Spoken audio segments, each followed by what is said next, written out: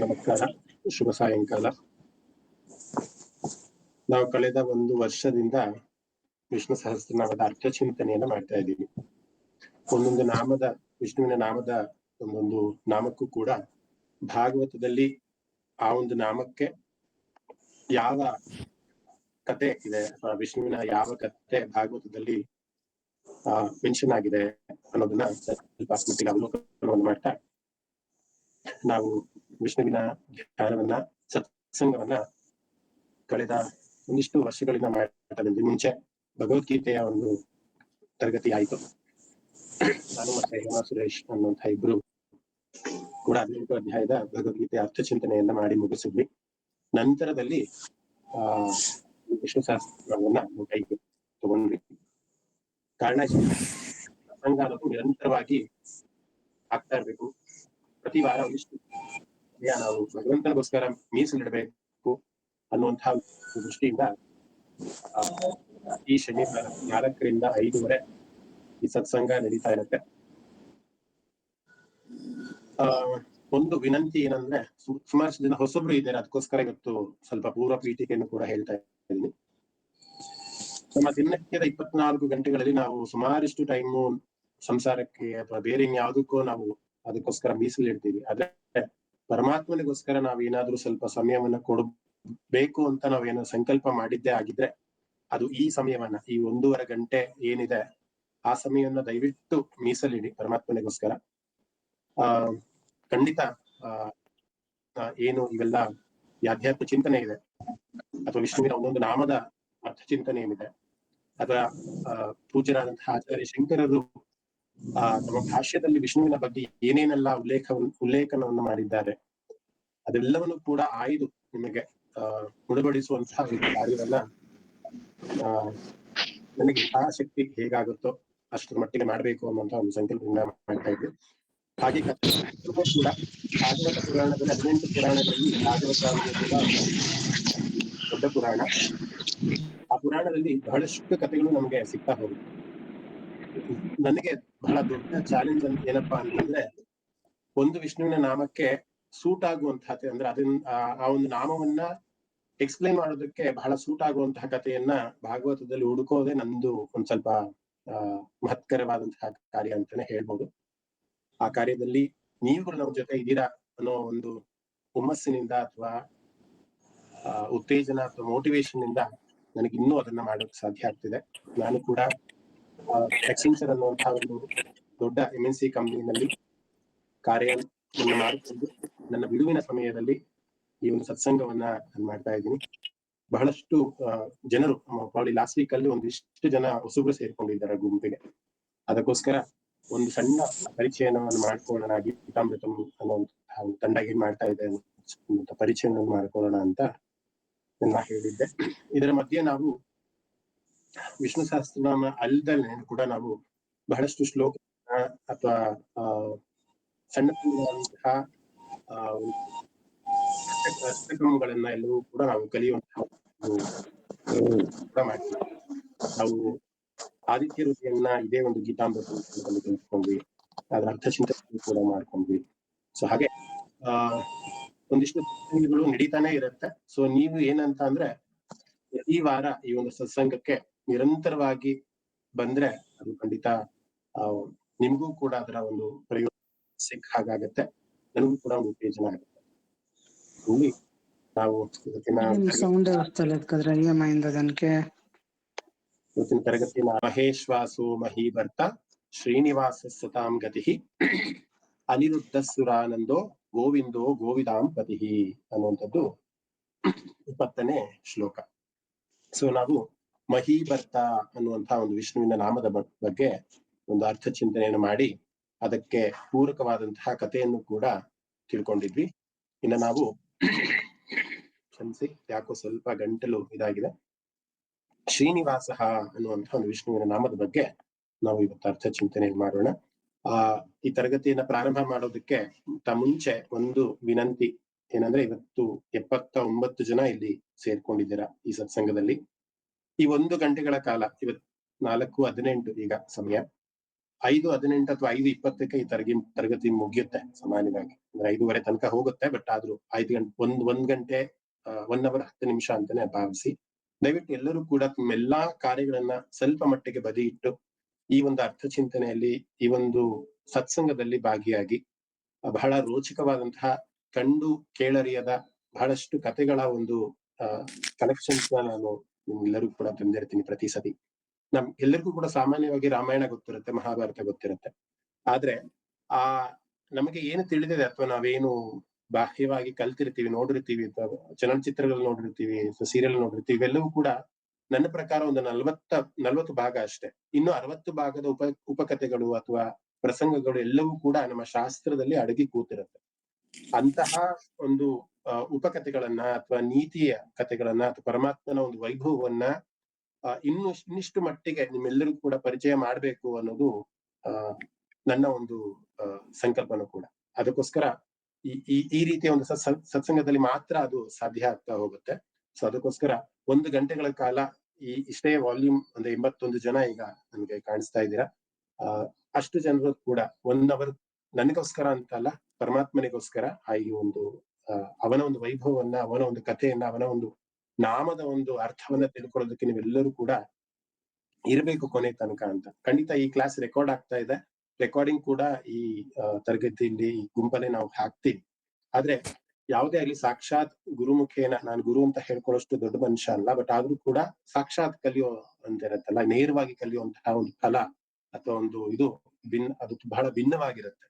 ನಾನು ಕೂಡ ಯಾವಾಗ್ಲೂ ಕೂಡ ಇವತ್ತು ಯೂಟ್ಯೂಬ್ ಅಲ್ಲಿ ಅಥವಾ ಸೋಷಿಯಲ್ ಮೀಡಿಯಾದಲ್ಲಿ ನಿಮ್ಗೆ ಸಹಸ್ರಾರು ಇನ್ಫಾರ್ಮೇಶನ್ ಸಿಗ್ತಾ ಹೋಗುತ್ತೆ. ಇದೇ ವಿಷ್ಣು ಸಹಸ್ರನಾಮದ ಒಂದು ತರಗತಿಗಳು ವ್ಯೋಮ ವೆಬ್ಸೈಟ್ ಅಲ್ಲಿ ಸಿಗ್ತಾ ಹೋಗುತ್ತೆ, ಯೂಟ್ಯೂಬ್ ಅಲ್ಲಿ ಸಿಗ್ತಾ ಹೋಗುತ್ತೆ. ನಾವ್ ಯಾಕೆ ಅದನ್ನ ಕಲಿಯೋಕೆ ಪ್ರಯತ್ನ ಮಾಡೋದಿಲ್ಲ ಅಂತ ಅಂದ್ರೆ, ಅದು ಗುರುಮುಖೇನ ಮಾತ್ರ ನಾವು ಅದನ್ನ ಕರಗತ ಮಾಡ್ಕೊಬೇಕು ಅಂತ.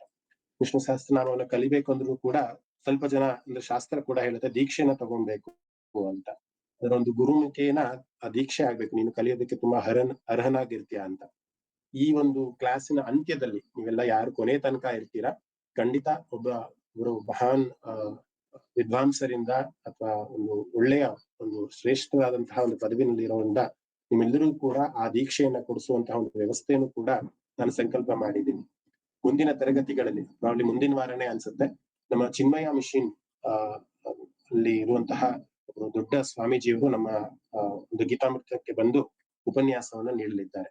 ಆಲ್ರೆಡಿ ಈ ವಾರನೇ ಅವ್ರು ಬರ್ಬೇಕಿತ್ತು, ಆದ್ರೆ ಒಂದಿಷ್ಟು ಗೀತಾ ಜಯಂತಿ ಮುಂದಿನ ತಿಂಗಳೇ ಬರ್ತಾ ಇರೋದ್ರಿಂದ ಆ ಒಂದು ತಯಾರಿನಲ್ಲಿ ಅವ್ರು ಮಗ್ನರಾಗಿದ್ದಾರೆ. ಚಿನ್ಮಯ ಮಿಷನ್ ಅನ್ನೋದು ಒಂದು ದೊಡ್ಡ ಸಂಸ್ಥೆ.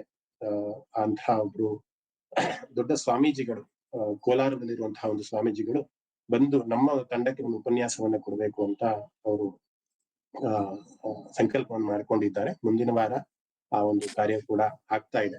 ಸೊ ಹೀಗೆ ಈ ಸತ್ಸಂಗದಲ್ಲಿ ನೀವೆಲ್ಲರೂ ಬೇಕಾದ್ರೆ ಗುರುಮುಖೇನ ನಾವು ಎಲ್ಲವೂ ಕೂಡ ಮಾಡಿದ್ರೆ ಮಾತ್ರ ಅದು ನಮ್ಗೆ ಸಿದ್ಧಿಯನ್ನ ಕೊಡುತ್ತೆ ಅನ್ನೋದ್ರಲ್ಲಿ ಯಾವುದೇ ಸಂಶಯ ಇಲ್ಲ.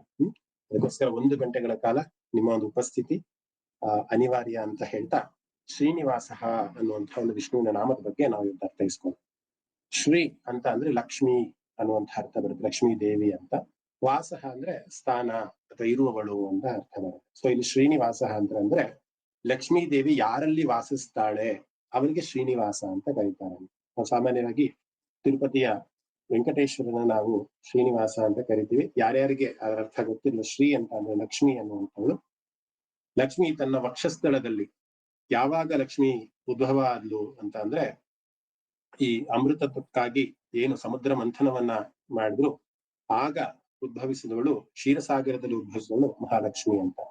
ಆತಳು ಉದ್ಭವಿಸಿದ ತಕ್ಷಣ ಅವಳು ಸುತ್ತಲೂ ಒಮ್ಮೆ ದೃಷ್ಟಿ ಹಾಯಿಸಿ ನೋಡ್ತಾಳಂತೆ, ನನ್ನ ಸ್ಥಾನ ಯಾವುದು, ನನ್ನ ಯೋಗ್ಯತೆಗೆ ನಾನು ಎಲ್ಲಿ ನನ್ನ ಸ್ಥಾನವನ್ನು ಪಡ್ಕೊಬೇಕು ಅಂತ.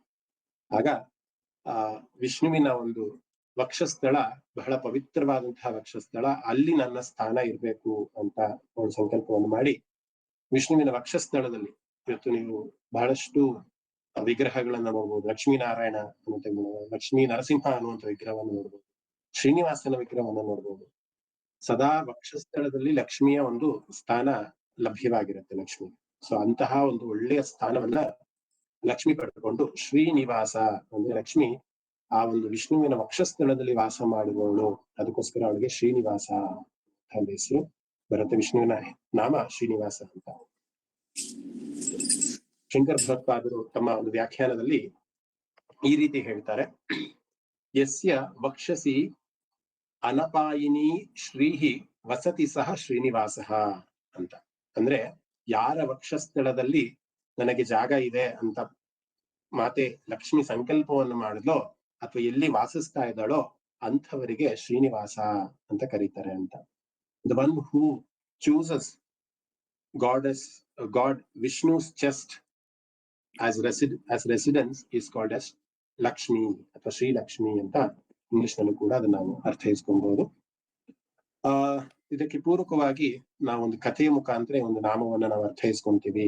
ಯಸ್ಯ ವಕ್ಷಸಿ ಅನಪಾಯಿನಿ ಅಂದ್ರೆ ಯಾರ ವಕ್ಷಸ್ಥಳದಲ್ಲಿ ಕೂತು ರಾರಾಜಿಸ್ತಾ ಎಲ್ಲರಿಗೂ ಕೂಡ ಶ್ರೀ ಅಂತಂದ್ರೆ ಐಶ್ವರ್ಯವನ್ನ, ನೆಮ್ಮದಿಯನ್ನ, ಸಂಪತ್ತನ್ನ ಕೊಡುವಂತಹ ವಿಜೃಂಭಣೆಯಿಂದ ನೆಲೆಸಿರುವಂತಹ ಲಕ್ಷ್ಮಿಯ ಬಗ್ಗೆ ಒಂದು ಕಥೆಯನ್ನ ನೋಡ್ತೀವಿ. ಸಾಮಾನ್ಯವಾಗಿ ನಾವು ಸರ್ವಮಂಗಲ ಮಾಂಗಲ್ಯೆ ಶಿವೆ ಸರ್ವಾರ್ಥ ಸಾಧಿಕೆ ಶರಣ್ಯೆ ತ್ರ್ಯಂಬಕೆ ಗೌರಿ ನಾರಾಯಣಿ ನಮೋಸ್ತುತೆ ಅಂತ ಲಕ್ಷ್ಮಿಯನ್ನ ಸ್ತುತಿಸ್ತೀವಿ. ಪುರಾಣದಲ್ಲಿ ಬಂದಿರುವಂತಹ ಒಂದು ಕತೆ. ಒಂದು ಬಾರಿ ನಮ್ಮ ಗ್ರಹಗಳಲ್ಲಿ ಒಬ್ಬನಾದಂತಹ ಶನಿದೇವ ಮತ್ತೆ ಶ್ರೀ ಅಂದ್ರೆ ವಿಷ್ಣುವಿನ ವಕ್ಷಸ್ಥಳದಲ್ಲಿ ವಾಸ ಮಾಡುವಂತಹ ಶ್ರೀಲಕ್ಷ್ಮಿ ಒಬ್ರಿಗೊಬ್ರು ಭೇಟಿ ಆಗ್ತಾರೆ.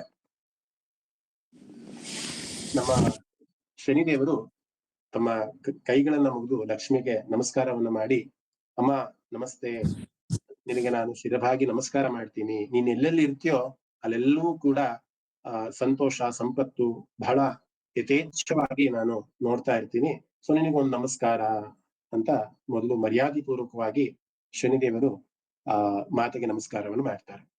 ಆಗ ಲಕ್ಷ್ಮಿ ಇದ್ದವಳು ಸ್ವಲ್ಪ ಬೀಗ್ತಾಳೆ. ಸಾಮಾನ್ಯವಾಗಿ ಯಾರಾದ್ರೂ ನಾವು ಬಂದು ಯಾರಾದ್ರೂ ಹೊಗಳುತ್ತಾರೆ ಅಥವಾ ನಮ್ಮ ಬಗ್ಗೆ ಹೇಳ್ತಾರೆ ಅಂದ್ರೆ ಸರ್ವೇ ಸಾಮಾನ್ಯವಾಗಿ ನಾವೇನ್ ಮಾಡ್ತೀವಿ, ನಮ್ಮ ಬಗ್ಗೆ ಇನ್ನೊಂದ್ ಸ್ವಲ್ಪ ಹೇಳ್ಕೊಳಕ್ಕೆ ಪ್ರಾರಂಭ ಮಾಡ್ತೀವಿ. ಹೌದು, ನಾನಿದ್ದ ಕಡೆ ಐಶ್ವರ್ಯಗಳು ಅಥವಾ ಸಂಪತ್ತು ನೆಮ್ಮದಿ ಎಲ್ಲವೂ ಕೂಡ ನೆಲೆ ನಿಲ್ಸಿರುತ್ತೆ, ಸೊ ನಾನು ತುಂಬಾ ಶ್ರೇಷ್ಠಲಾಗಿದ್ದೀನಿ ಅಂತ ಲಕ್ಷ್ಮಿ ತನ್ನ ಬಗ್ಗೆ ಇನ್ನೊಂದ್ ಸ್ವಲ್ಪ ಹೇಳ್ಕೊಂತ ಹೋಗ್ತಾಳೆ. ಆಗ ಶನಿದೇವರಿಗೆ ಗೊತ್ತಾಗುತ್ತೆ, ಯಾಕೆ ಶನಿದೇವರಿಗೆ ಈ ರೀತಿ ಮತ್ತೆ ಪ್ರಶ್ನೆ ಮಾಡ್ಬೇಕು ಅಂತ ಅನ್ಸ್ತು ಅಂತ ಅಂದ್ರೆ, ಶನಿದೇವರ ಕೆಲಸನೇ ಅದು.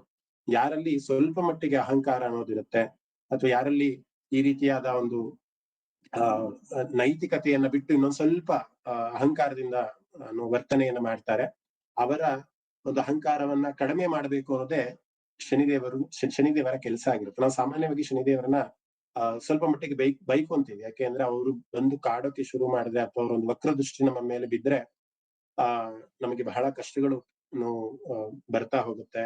ಮತ್ತೆ ಈ 7.5 ಅಂತ ನಾವೆಲ್ಲರೂ ಕೇಳಿರ್ಬೋದು. 7 ವರ್ಷಗಳ ಕಾಲ ಅವ್ರು ನಮ್ಮ ಒಂದು ಗ್ರಹದಲ್ಲೇ ನೆಲೆಸಿರ್ತಾನೆ, ಬಹಳ ತೊಂದರೆಯನ್ನ ಕೊಡ್ತಾನೆ, ಬಹಳ ಕಷ್ಟಗಳನ್ನ ಕಾರ್ಪಣ್ಯಗಳನ್ನ ಕೊಡ್ತಾನೆ ಅಂತ. ಅದು ಖಂಡಿತ ಹೌದು, ಇಲ್ಲ ಅಂತ ನಾನು ಹೇಳೋದಿಲ್ಲ. ಆದ್ರೆ ನಮ್ಮ ಕರ್ಮಗಳನ್ನ ಸವಿಸ್ಬೇಕಂದ್ರೆ ಅಥವಾ ನಾವು ಮಾಡಿರುವಂತಹ ಒಂದು ಕೆಟ್ಟ ಪಾಪಗಳನ್ನ ನಾವೇನಾದ್ರೂ ಸವಿಸ್ಬೇಕು ಅನ್ನೋದೇ ಆದ್ರೆ ಅವನ ಒಂದು ಆಗಮನ ಅದು ಶುಭಪ್ರದ ಅಂತಾನೆ ನಾವು ಅರ್ಥ ಮಾಡ್ಕೊಬೇಕು. ಅಂದ್ರೆ ಎಲ್ಲೋ ಒಂದ್ ಕಡೆ ಈಗ ಈ ಲಕ್ಷ್ಮಿಯ ಉದಾಹರಣೆನ ತಗೊಂಡಾಗ ನಾವು ಎಲ್ಲೋ ಅವಳಿಗೆ ಸ್ವಲ್ಪ ಅಹಂಕಾರ ಬಂತು ಅದನ್ನ ನಿಗ್ರಹ ಮಾಡ್ಬೇಕು, ಅವಳನ್ನ ಸರಿ ದಾರಿಗೆ ತರಬೇಕು ಅನ್ನುವಂಥ ನಿಟ್ಟಿನಲ್ಲಿ ಶನಿದೇವರು ಹಾಗೆ ಮುಂದುವರಿಸ್ತಾರೆ. ಮುಂದುವರಿಸ್ತಾ ಅವ್ರು ಹೇಳ್ತಾರೆ, ಹೌದಮ್ಮ ನಿಜ, ನೀನಿರುವ ಕಡೆ ಸಂಪತ್ತು ಮತ್ತೆ ಸಂತೋಷ ಎಲ್ಲವೂ ಕೂಡ ನಾನು ಕಾಣ್ತೀನಿ, ಅದರ ಜೊತೆಗೆ ಸತ್ಯ ಧರ್ಮ ನ್ಯಾಯ ಇತ್ಯಾದಿ ಈ ನೈತಿಕತೆ ಅನ್ನೋದೇನಿರುತ್ತೆ ಅದನ್ನ ನೀನ್ ನಾಶನೂ ಕೂಡ ಮಾಡ್ತೀಯಮ್ಮ ಅಂತ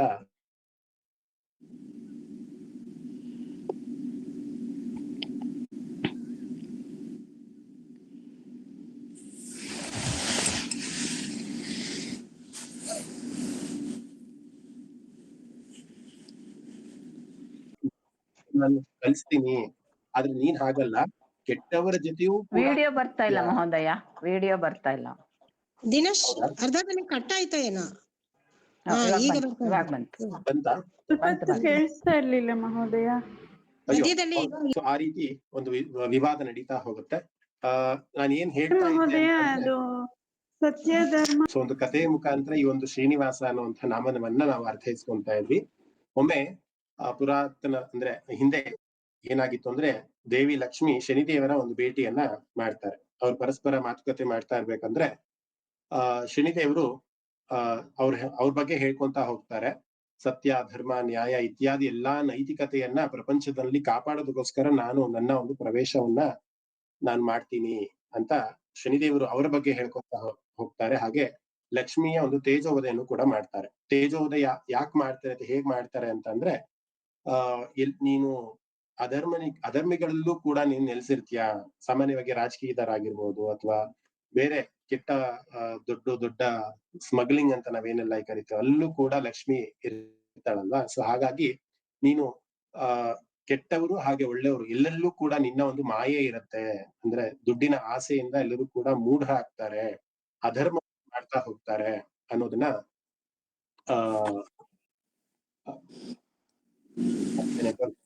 ಅನ್ಸುತ್ತೆ ಅನ್ನೋದನ್ನ ಶನಿದೇವರು ಲಕ್ಷ್ಮಿಗೆ ಹೇಳ್ತಾ ಹೋಗ್ತಾರೆ.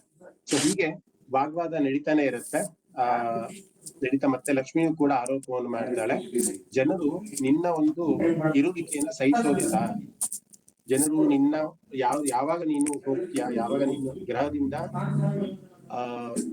ಬೇಗ ಹೋಗ್ತೀಯ ಅನ್ನೋದನ್ನ ಕಾಯ್ಕೊಂಡಿರ್ತಾರೆ ಅನ್ನೋದನ್ನು ಕೂಡ ಲಕ್ಷ್ಮೀ ದೇವಿ ಕೂಡ ಅವರ ಒಂದು ಮಾತಿನ ಒಂದು ಚಕಮಕಿಯಲ್ಲಿ ಒಂದು ಜಗಳದ ರೂಪದಲ್ಲಿ ಒಂದು ನಡೀತಾ ಹೋಗುತ್ತೆ.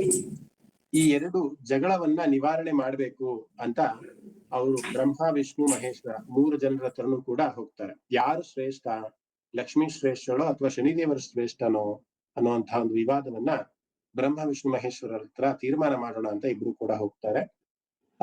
ಆಗ ನಾರದರ ಒಂದು ಆಗಮನ ಆಗತ್ತೆ. ನಾರದರು ಮಧ್ಯೆ ಬಂದು ಹೇಳ್ತಾರೆ, ಸರಿ ಈ ಒಂದು ಸಮಸ್ಯೆಗೆ ನಾನು ಉತ್ತರವನ್ನ ಕೊಡ್ತೀನಿ ಅಂತ. ಏನು ಅದಕ್ಕೆ ಉತ್ತರವನ್ನ ಕೊಡ್ತಾರೆ, ಸಮಾಧಾನ ಆಗೋ ತರ ಒಂದು ಉತ್ತರವನ್ನ ಕೊಡ್ತೀನಿ ಅಂತ ಹೇಳ್ಬಿಟ್ಟು ಇಬ್ರು ಕೂಡ ಸ್ವಲ್ಪ ದೂರದಲ್ಲಿ ನಿಲ್ಲಿ ಅಂತ ಹೇಳ್ತಾರೆ.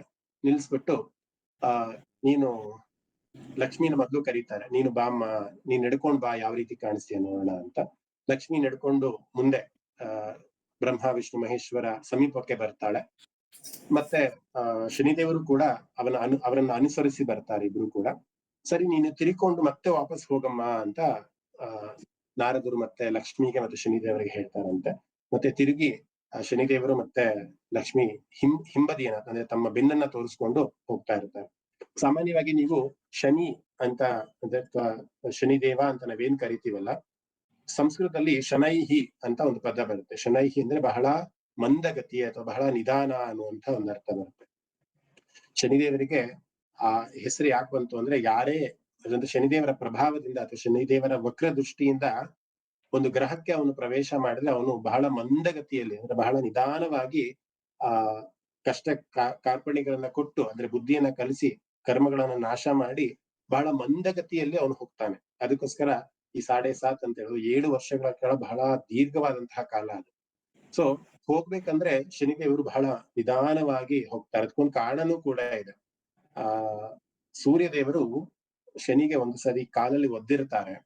ಒದ್ದು ಶನಿದೇವರ ಕಾಲು ಊನಾಗಿರುತ್ತೆ. ಈ ಒಂದು ಶನಿದೇವರ ಕತೆ ಅಥವಾ ಸೂರ್ಯನ ಕುರಿತಾದ ಕತೆ ನಾನು ಆದಿತ್ಯ ಹೃದಯಂ ಹೇಳ್ಬೇಕಂದ್ರೆ ನಿಮ್ಗೆಲ್ಲರೂ ಕೂಡ ಹೇಳಿದ್ದೆ.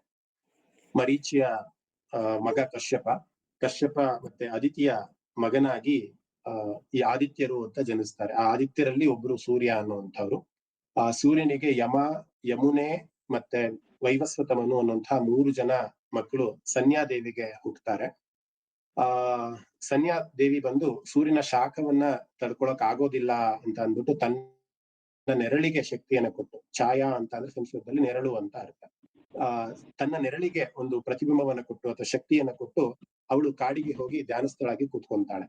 ಆಗ ಛಾಯಾ ಸೂರ್ಯನಡಿಗೆ ಅಂದ್ರೆ ಸೂರ್ಯನ ಜೊತೆ ಸಂಸಾರವನ್ನ ಮಾಡ್ತಿರ್ತಾಳೆ. ಆಗ ಅವರಿಗೆ ಇಬ್ಬರು ಗಂಡು ಮಕ್ಕಳು, ಒಂದು ಹೆಣ್ಣು ಮಗು ಅವರಿಗೆ ಜನಿಸುತ್ತೆ. ಆ ಛಾಯಾಗಿ ಜನಿಸಿದಂತಹ ಮಕ್ಕಳೇ ಶನಿ ಮತ್ತೆ ಸವರ್ಣ ಅನ್ನುವಂಥವ್ರು. ಮತ್ತೆ ತಪತಿ ಎನ್ನುವಂತಹ ಒಂದು ಹೆಣ್ಣು ಮಗು ಕೂಡ ಅವರಿಗೆ ಜನಿಸುತ್ತೆ. ನಾನು ಯಾಕೆ ಇದೆಲ್ಲ ಹೇಳ್ತಾ ಇದ್ದೀನಿ ಅಂತಂದ್ರೆ, ಯಾಕೆ ಮಂದಗತಿಯಾಗಿ ಶನಿ ಹೋಗ್ತಾನೆ ಅಂತ, ಅಂದ್ರೆ ಯಾಕೆ ಸೂರ್ಯ ತನ್ನ ಕಾಲಿನಿಂದ ಶನಿಗೆ ಒದಿಯುವಂತಹ ಒಂದು ಪ್ರಸಂಗ ಬಂತು ಅನ್ನೋದಕ್ಕೆ ಇವೆಲ್ಲವೂ ಕೂಡ ಹೇಳ್ತಾ ಇದ್ದೀನಿ. ಏನಾಗುತ್ತೆ ಆಗ ಆ ಈ ಎರಡನೇ ಹೆಂಡತಿ ಅಂದ್ರೆ ಛಾಯಾಗೆ ತನ್ನ ಸನ್ಯಾದ ಮಕ್ಕಳು ಇರ್ತಾರಲ್ಲ, ಯಮ ಮತ್ತೆ ಯಮುನೆ ಮತ್ತೆ ವೈವಸ್ವತಮನು, ಅವರ ಬಗ್ಗೆ ಸ್ವಲ್ಪ ಅನುರಾಗ ಇರೋದಿಲ್ಲ, ಪ್ರೀತಿ ಇರೋದಿಲ್ಲ. ಬಹಳ ತಿರಸ್ಕಾರ ಮನೋಭಾವದಿಂದ ಅವರನ್ನು ನೋಡ್ಕೊಂತಾ ಇರ್ತಾನೆ. ಒಂದ್ ಬಾರಿ ಏನಾಗುತ್ತೆ, ಛಾಯಾನೇ ತನ್ನ ಮಗನಾದಂತಹ ಯಮನಿಗೆ ಒಂದು ಶಾಪವನ್ನು ಕೊಡ್ತಾಳೆ. ಏನಂತ ಶಾಪವನ್ನು ಕೊಡ್ತಾಳೆ, ನಿನ್ನ ಕಾಲಿಗೆ ಹುಳ ಬೀಳ್ಲಿ, ಅಂದ್ರೆ ನಾವು ಸಾಮಾನ್ಯ ಇವಾಗಲೂ ಕೂಡ ಹೇಳ್ತೇವಲ್ಲ, ನಿನ್ನ ಕಾಲಿಗೆ ಹುಳ ಬೀಳ್ಲಿ ಅಂತಂದ್ರೆ ಆ ರೀತಿ ಒಂದು ಶಾಪವನ್ನ ಕೊಡ್ತಾರೆ. ಆಗ ಸೂರ್ಯದೇವನಿಗೆ ಅನುಮಾನ ಬರುತ್ತೆ, ಯಾವುದೇ ಪ್ರಸಂಗದಲ್ಲೂ ಕೂಡ ತಾಯಿ ಆದವಳು ಮಕ್ಕಳಿಗೆ ಶಾಪವನ್ನು ಕೊಡೋಲ್ಲ, ನೀನು ನಿಜವಾದ ತಾಯಿ ಆಗಿದ್ರೆ ಈ ಶಾಪವನ್ನು ಕೊಡ್ತಿರ್ಲಿಲ್ಲ ಅನ್ನುವಂತ ಅನುಮಾನ ಬಂದು, ಆಗ ಛಾಯಾದೇವಿಯನ್ನ ಕೇಳಿದಾಗ ಅವ್ರು ಒಪ್ಕೊಂತಾರೆ, ಇಲ್ಲ ನಾನು ನಿಜವಾದ ತಾಯಿ ಅಲ್ಲ ಯಮನಿಗೆ, ನಾನು ಸನ್ಯಾಳ ನೆರಳು, ನನ್ನ ನೆರಳಿಗೆ ಶಕ್ತಿ ಕೊಟ್ಟು ಸನ್ಯಾ ಕಾಡಿಗೆ ಹೋಗಿದ್ದಾಳೆ ಅಂತ.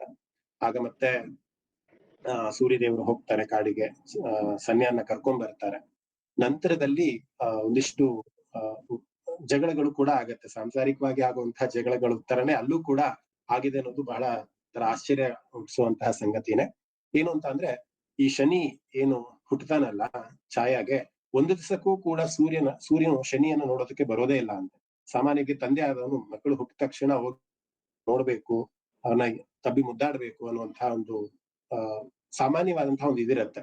ಆದ್ರೆ ಎಷ್ಟೇ ಹೊತ್ತಾದ್ರೂ ಕೂಡ ಸೂರ್ಯ ಶನಿಯನ್ನ ನೋಡೋದಕ್ಕೆ ಬಂದೇ ಇರೋದಿಲ್ಲ. ಅದಕ್ಕೋಸ್ಕರ ಶನಿಗೆ ಸೂರ್ಯನ ಕಂಡ್ರೆ ಬಹಳ ಕೋಪ. ಆ ಒಂದು ವಿಚಾರ ಸೂರ್ಯನಿಗೂ ಕೂಡ ಗೊತ್ತಿರತ್ತೆ. ಶನಿಗೆ ನನ್ನ ಕಂಡ್ರೆ ಇಷ್ಟ ಇಲ್ಲ, ಆಗೋದಿಲ್ಲ ಅಂತ.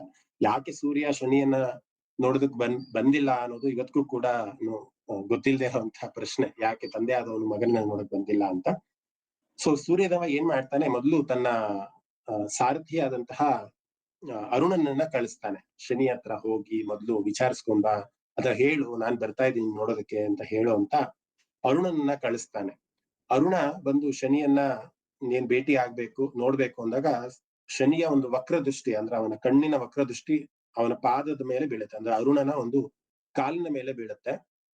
ಆ ಕಾಲಿನ ಮೇಲೆ ಬಿದ್ದ ತಕ್ಷಣ ಅರುಣನ ಕಾಲು ಇದಾಗತ್ತೆ, ವೈಫಲ್ಯ ಆಗತ್ತೆ, ಅಂದ್ರೆ ಅವನು ಕುಂಟನಾಗ್ತಾನೆ. ಅದಕ್ಕೋಸ್ಕರ ನೀವು ಅರುಣನನ್ನ ಯಾವಾಗಲೂ ನೋಡಿದ್ರೆ ರಥದ ಮೇಲೆ ನೋಡಿರ್ತೀರ, ನೀವು ಸಾಮಾನ್ಯವಾಗಿ ನಡಿಗೆಯಲ್ಲಿ ನೋಡಿರೋದಿಲ್ಲ. ಯಾಕೆ ಅಂತ ಅಂದ್ರೆ ಅದು ಶನಿಯ ಒಂದು ವಕ್ರ ದೃಷ್ಟಿ ಮೊದಲು ಅರುಣನ ಮೇಲೆ ಬೀಳುತ್ತೆ. ಅರುಣ ಬಂದು ಸೂರ್ಯನ ಸಾರಥಿ ಆಗಿರ್ತಾನೆ. ನಂತರದಲ್ಲಿ ಶನಿಗೆ ಗೊತ್ತಾಗತ್ತೆ, ಅಯ್ಯೋ ನಾನು ನನ್ನ ತಂದೆ ಆದಂತ ಸೂರ್ಯನ ಮೇಲೆ ವಕ್ರ ದೃಷ್ಟಿಯನ್ನ ಬೀಳ್ಬೇಕಾಯ್ತು, ಆದ್ರೆ ಅರುಣನ ಮೇಲೆ ಬಿತ್ತಲ್ಲ ಅಂತ. ಯಾಕೆಂದ್ರೆ ಇದು ಕೂಡ ಅರುಣನ ಒಂದು ಪಾಪ ಅಥವಾ ಕರ್ಮ ಏನೋ ಇತ್ತು, ಅದು ಸವಿಬೇಕಾಗ ಆಗತ್ತೆ ಅನ್ನೋದನ್ನ ನಾವು ಎಲ್ಲಾ ಕಥೆಗಳಲ್ಲೂ ಕೂಡ ಕೇಳ್ಕೊಂಡೇ ಬಂದಿದ್ದೀವಿ. ಸೊ ಹಾಗಾಗಿ ಮತ್ತೆ ಸೂರ್ಯ ಬಂದು ಶನಿಯನ್ನ ಭೇಟಿ ಮಾಡ್ತಾನೆ. ನಂತರದಲ್ಲಿ ಅವರಿಬ್ಬರಿಗೂ ಜಗಳ ಆಗತ್ತೆ.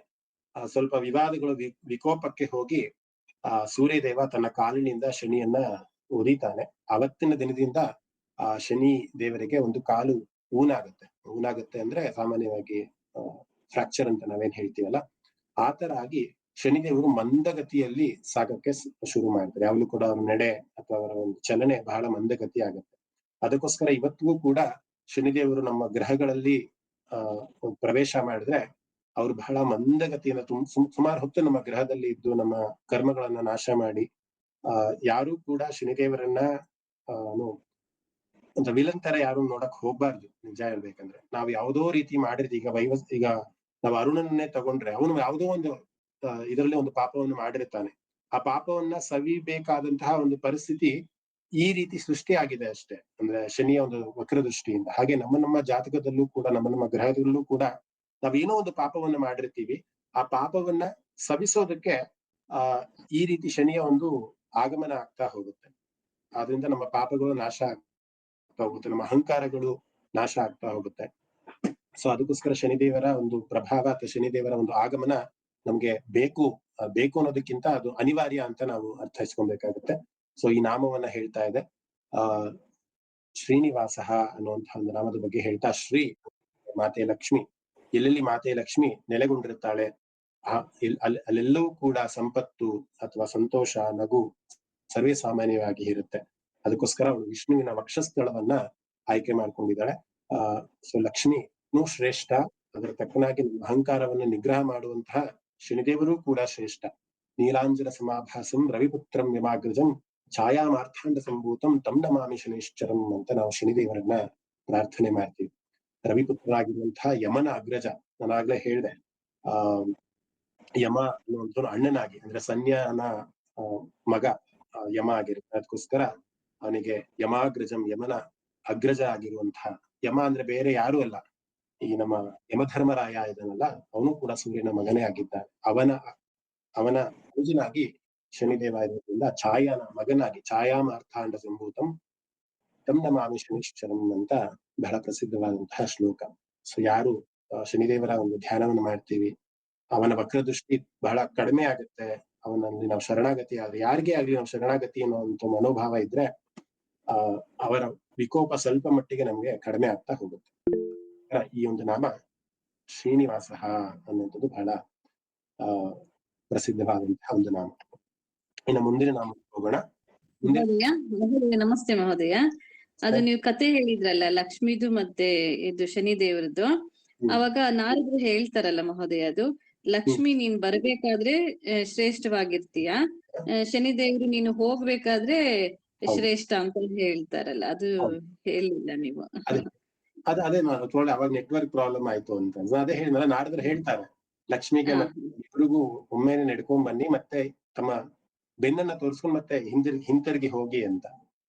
ಆಗಲೇ ಅವ್ರು ನಾರದ್ರು ಹೇಳೋದು, ಲಕ್ಷ್ಮಿ ನೀನ್ ಬರುವಾಗೆ ತುಂಬಾ ಚೆನ್ನಾಗಿ ಕಾಣಿಸ್ತೀಯ, ಸಾಮಾನ್ಯರಿಗೆ ನಮ್ಗೆ ಐಶ್ವರ್ಯ ಬಂತು, ಹಣ ಬಂತು, ದುಡ್ಡು ಸಂಗ್ರಹ ಆಯ್ತು, ಅಪಾರ್ಟ್ಮೆಂಟ್ ತಗೊಂಡ್ವಿ, ಕಾರ್ ತಗೊಂಡ್ವಿ ಅಂದ್ರೆ ಲಕ್ಷ್ಮಿ ಬರ್ತಾ ಇದ್ದಾಳೆ ಅಂದ್ರೆ ನಾವು ಬಹಳ ಖುಷಿಯಾಗಿ ಬಹಳ ಚಂದವಾಗಿ ನಮ್ಗೆ ಕಾಣಿಸುತ್ತೆ ಅಲ್ವಾ. ಹಾಗೆ ಶನಿದೇವ್ರು ಹೋಗ್ತಾ ಚೆನ್ನಾಗಿ ಕಾಣ್ತಾರಲ್ವಾ.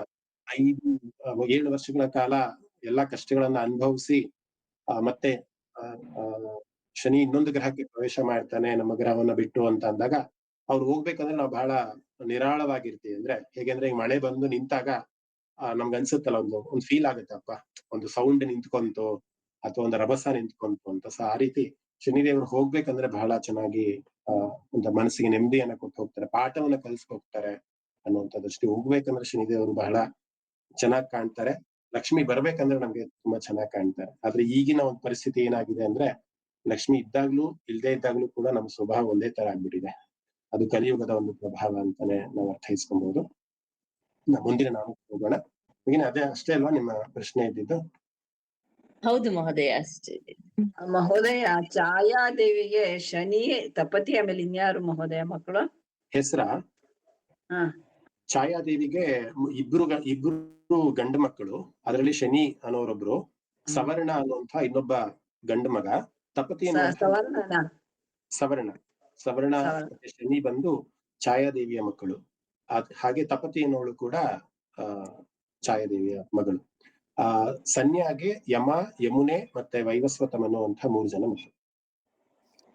ಮಹೋದಯ, ನೀವು 7 ವರ್ಷ ಅಂದ್ರಲ್ಲ ಶನಿ ಕಟ್ಟ, ಅದು 7.5 ಅಂದ್ರೆ 7.5 ಅಲ್ಲ? 7 ಅಂದ್ರೆ ವರೆ, 7.5 ಅಂತಾರ ಅದಕ್ಕೆ, 7.5 ಅಂತಾರ ಅದಕ್ಕೆ, ಅಂದ್ರೆ 7.5. ಅದ್ರಲ್ಲೂ ಕೂಡ 3 ಭಾಗ ಅಂತ ಹೇಳ್ತಾರೆ. 3 ಅದೇ 7.5 ವರ್ಷಗಳ ಕಾಲ 3 ಭಾಗವಾಗಿ ಮಾಡ್ಕೊಂಡ್ರೆ, ಒಂದು ಭಾಗ ಏನಿರುತ್ತೆ ಅದು ತುಂಬಾ ಪ್ರಭಾವವನ್ನ ಜಾಸ್ತಿ ಶನಿದೇವರು ಕೊಡ್ತಾ ಹೋಗ್ತಾರೆ. ಇನ್ನೆರಡು ಅಂದ್ರೆ ಅಂದ್ರೆ ಅದೇ ಹೇಗೆ ಡಿವೈಡ್ ಮಾಡ್ತಾರೆ ಅಂತ ನಂಗೆ ಗೊತ್ತಿಲ್ಲ, ಒಟ್ಟಿನಲ್ಲಿ 3 ಭಾಗವಾಗಿ ಡಿವೈಡ್ ಮಾಡ್ತಾರೆ ಅಂತ ಕೇಳ್ಪಟ್ಟಿದ್ದೀನಿ. ಅದು ಶುರು ಆಗ್ಬೋದು ಅಥವಾ ಮಧ್ಯಮ ಆಗ್ಬೋದು ಅಥವಾ ಚರಮ ಲಾಸ್ಟ್ ಅಲ್ಲಿ ಆಗ್ಬೋದು. ಒಟ್ಟಿನಲ್ಲಿ ಆ 7.5 ವರ್ಷಗಳ 2.5 ವರ್ಷಗಳ ಕಾಲ ನಾವು ಬಹಳ ಜಾಗೃತರಾಗಿರ್ಬೇಕು. ಜಾಗೃತರಾಗಿರಂದ್ರೆ ಆದಷ್ಟು ಸ್ವಲ್ಪ ಗರ್ವವನ್ನ ಪಡೋದು, ಅಹಂಕಾರವನ್ನ ಪಡೋದು. ಹೌದು, ಕರೆಕ್ಟ್. ಅದ್ರ ಬಗ್ಗೆ ನಮ್ಗೆ ಅಷ್ಟು ಜ್ಯೋತಿಷ್ಯದ ಬಗ್ಗೆ ನಮ್ಗೆ ಅಷ್ಟು ತಿಳುವಳಿಕೆ ಇಲ್ಲ, ಬಟ್ ಸಾಮಾನ್ಯವಾಗಿ ಇಷ್ಟು ತಿಳ್ಕೊಂಡಿದ್ದೀನಿ. ಸೊ ಹಾಗೆ ಮುಂದಿನ ನಾಮಕ್ಕೆ ಹೋಗೋಣ. ಮುಂದಿನ ನಾಮ ಸತಾಂ ಗತಿ ಅಂತ. ಬಹಳ ರೋಚಕವಾದಂತಹ ಒಂದು ಕತೆ, ಆದಿಶಂಕರಾಚಾರ್ಯರ ಒಂದು ಕತೆ ಈ ಒಂದು ನಾಮಕ್ಕೆ ಆಯ್ಕೆ ಮಾಡ್ಕೊಂಡಿದ್ದೀನಿ. ಸತಾಂ ಗತಿ ಅಂತ ಅಂದ್ರೆ ಆಧ್ಯಾತ್ಮಕದ ಒಂದು ಅನ್ವೇಷಣೆ ಯಾರು ಮಾಡ್ತಿರ್ತಾರೆ, ಯಾರು ಆಧ್ಯಾತ್ಮ ಚಿಂತಕರ ಆಗ್ಬೇಕು, ನಾನ್ ದೇವರಿಗೆ ಬಹಳ ಹತ್ರ ಆಗ್ಬೇಕು ಅನ್ನುವಂತಹ ಒಂದು ಗುರಿಯನ್ನ ಯಾರು ಇಟ್ಕೊಂಡಿರ್ತಾರಲ್ಲ, ಸತಾಂ ಅಂತ ಅಂದ್ರೆ ಆಧ್ಯಾತ್ಮದ ಅನ್ವೇಷಣೆ ಅನ್ನುವಂಥದ್ದು. ಅದು ವಿದ್ವಾಂಸ ವೇದಗಳನ್ನ ಉಪನಿಷತ್ತುಗಳನ್ನ ಕಲಿಬೇಕು, ಶಾಸ್ತ್ರಗಳನ್ನ ಓದ್ಬೇಕು ಅನ್ನುವಂತಹ ಒಂದು ಜಿಜ್ಞಾಸನ್ನ ಯಾರು ಇಟ್ಕೊಂಡಿರ್ತಾರಲ್ಲ ಅಂತವರಿಗೆ ಸತಾಮ್ ಅಂತ ಕರೀತಾರೆ. ಇನ್ನ ಗತಿಹಿ ಅಂತ ಅಂದ್ರೆ ಆ ಒಂದು ನೆಲೆ ಅಥವಾ ಡೆಸ್ಟಿನೇಷನ್ ಅಂತ ಹೇಳ್ಬೋದು. ಸೊ ಯಾರಿಗೆ ಈ ಆಧ್ಯಾತ್ಮ ಚಿಂತಕರಿಗೆ ಯಾರು ಗತಿ ಅಂತ ಅಂದ್ರೆ ಅದು ಪರಮಾತ್ಮನೇ ಗತಿ ಅನ್ನೋದು, ಅಂದ್ರೆ ಶ್ರೀಮನ್ ನಾರಾಯಣನೇ ಗತಿ. ಯಾರು ಈ ತರ ಚಿಂತನೆಯನ್ನ ಮಾಡ್ತಾರೆ, ಇವತ್ತು ನೋಡಿ ಇಷ್ಟು ಜನರು ಕೂಡ ನೀವು ಈ ಒಂದು ಸಮಯ ನಾನು ಒಂದೇ ಒಂದು ಮೆಸೇಜ್ ಹಾಕಿದ್ರೆ ಕ್ಲಾಸ್ ಇಲ್ಲ ಅಂತ ಬೇರೆ ಬೇರೆ ಏನೇನೋ ಕೆಲಸಗಳನ್ನ ನೀವು ಮಾಡ್ಕೊಂಡು ಕೂತ್ಕೊಂತಾ ಇದ್ರಿ ಅಲ್ವಾ.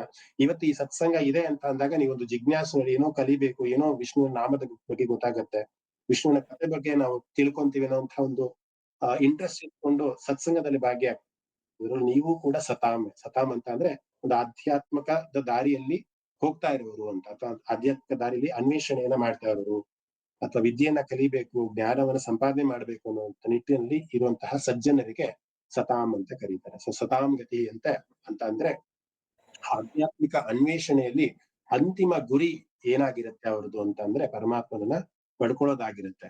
ಆ ಪರಮಾತ್ಮನ ಪಡ್ಕೊಬೇಕಂದ್ರೆ ನಾವೆಲ್ಲ ಏನ್ ಮಾಡ್ಬೇಕು, ಶಾಸ್ತ್ರಗಳ ಅಧ್ಯಯನವನ್ನ ಮಾಡ್ಬೇಕು.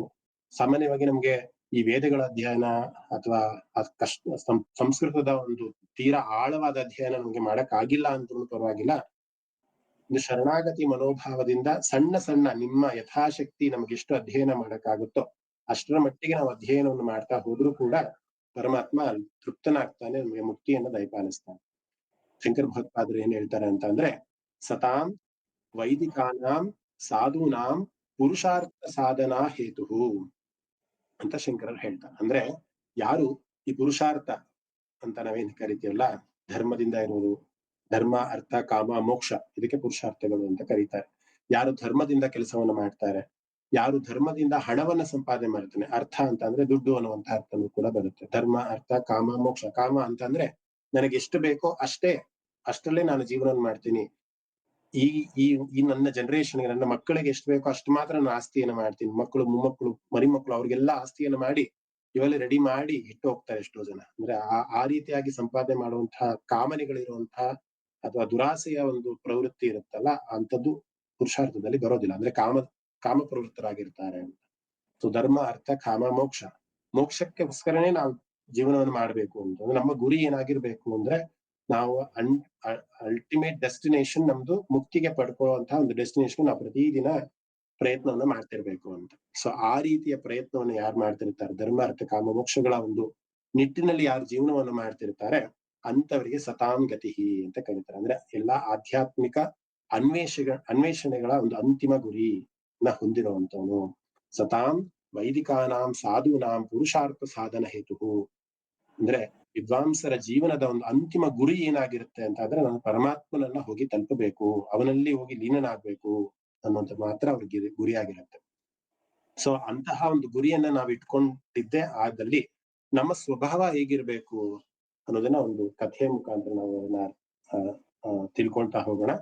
ನಿಮ್ಗೆಲ್ಲರೂ ಕೂಡ ಗೊತ್ತಿರೋ ಹಾಗೆ ನಾವು ಶಂಕರ ಭಗವತ್ಪಾದರನ್ನ ವಿಶ್ವಗುರು ಆದಿಗುರು ಅಂತನೂ ಕೂಡ ಕರಿತೀವಿ. ಅದಕ್ಕೋಸ್ಕರ ನಾನು ಅವರದೇ ಭಾಷ್ಯವನ್ನ ಈ ಒಂದು ತರಗತಿಯಲ್ಲಿ ನಾನು ಅಳವಡಿಸ್ಕೊಂಡಿದ್ದೀನಿ. ಅಂದ್ರೆ ಅವರ ಒಂದು ಚಿಂತನೆಯನ್ನ ಭಗವದ್ಗೀತೆಯಲ್ಲೂ ಕೂಡ ಅವರ ಒಂದು ಭಾಷ್ಯನೇ ನಾನು ವ್ಯಾಸಂಗ ಮಾಡ್ತೀನಿ. ಹಾಗೆ ವಿಷ್ಣು ಸಹಸ್ರನಾಮದಲ್ಲೂ ಕೂಡ ಶಂಕರ ಭಗವತ್ಪಾದರ ಒಂದು ಇದನ್ನೇ ತಗೊಂಡು, ಹಾಗಂತ ಬೇರೆಯವ್ರದ್ದು ತಪ್ಪು ಅಂತ ನಾನು ಖಂಡಿತ ಹೇಳೋದಿಲ್ಲ. ಎಲ್ಲರೂ ಕೂಡ ಪರಮಾತ್ಮನನ್ನ ತಲುಪೋದಕ್ಕೆ ಅಂತಾನೆ ಹೇಳುವಂಥದ್ದು. ದ್ವೈತ ಅದ್ವೈತ ವಿಶಿಷ್ಟಾದ್ವೈತ ಬಹಳಷ್ಟು ದಾರಿಗಳಿದೆ.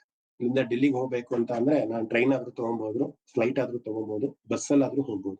ಆದ್ರೆ ಡೆಸ್ಟಿನೇಷನ್ ಮಾತ್ರ ಡೆಲ್ಲಿನೇ ಆಗಿರುತ್ತಲ್ವಾ. ಸೊ ಹಾಗೆ ಶಂಕರರು ಬೇರೆ ಹೇಳ್ಬೋದು ಅಥವಾ ಬೇರೆ ಆಚಾರ್ಯರು ಬೇರೆ ತರ ಹೇಳ್ಬೋದು, ಆದ್ರೆ ಡೆಸ್ಟಿನೇಷನ್ ಮಾತ್ರ ಒಂದೇ ಆಗಿರುತ್ತೆ ಅನ್ನುವಂತಹ ದೃಷ್ಟಿನಲ್ಲಿ ಶಂಕರಾಚಾರ್ಯರ ಒಂದು ಶಿಷ್ಯ ಒಬ್ರು ಇರ್ತಾರೆ. ಕಾಶಿಯಲ್ಲಿ ನಡೆದಂತಹ ಒಂದು ಕತೆ ಇದು. ಈಗ ಇವಾಗ ಕಾಶಿಯಿಂದ ವಾರಣಾಸಿ ಅಂತಲೂ ಕೂಡ ಅದಕ್ಕೆ ಕರೀತಾರೆ. ಪವಿತ್ರವಾದಂತಹ ಒಂದು ಕಾಶಿಯಲ್ಲಿ ಗಂಗೆ ಸದಾ ಹರಿತಾ ಇರ್ತಾಳೆ, ಸಮೃದ್ಧಿಯಾಗಿ ನಡೀತಾ ಇರತ್ತೆ.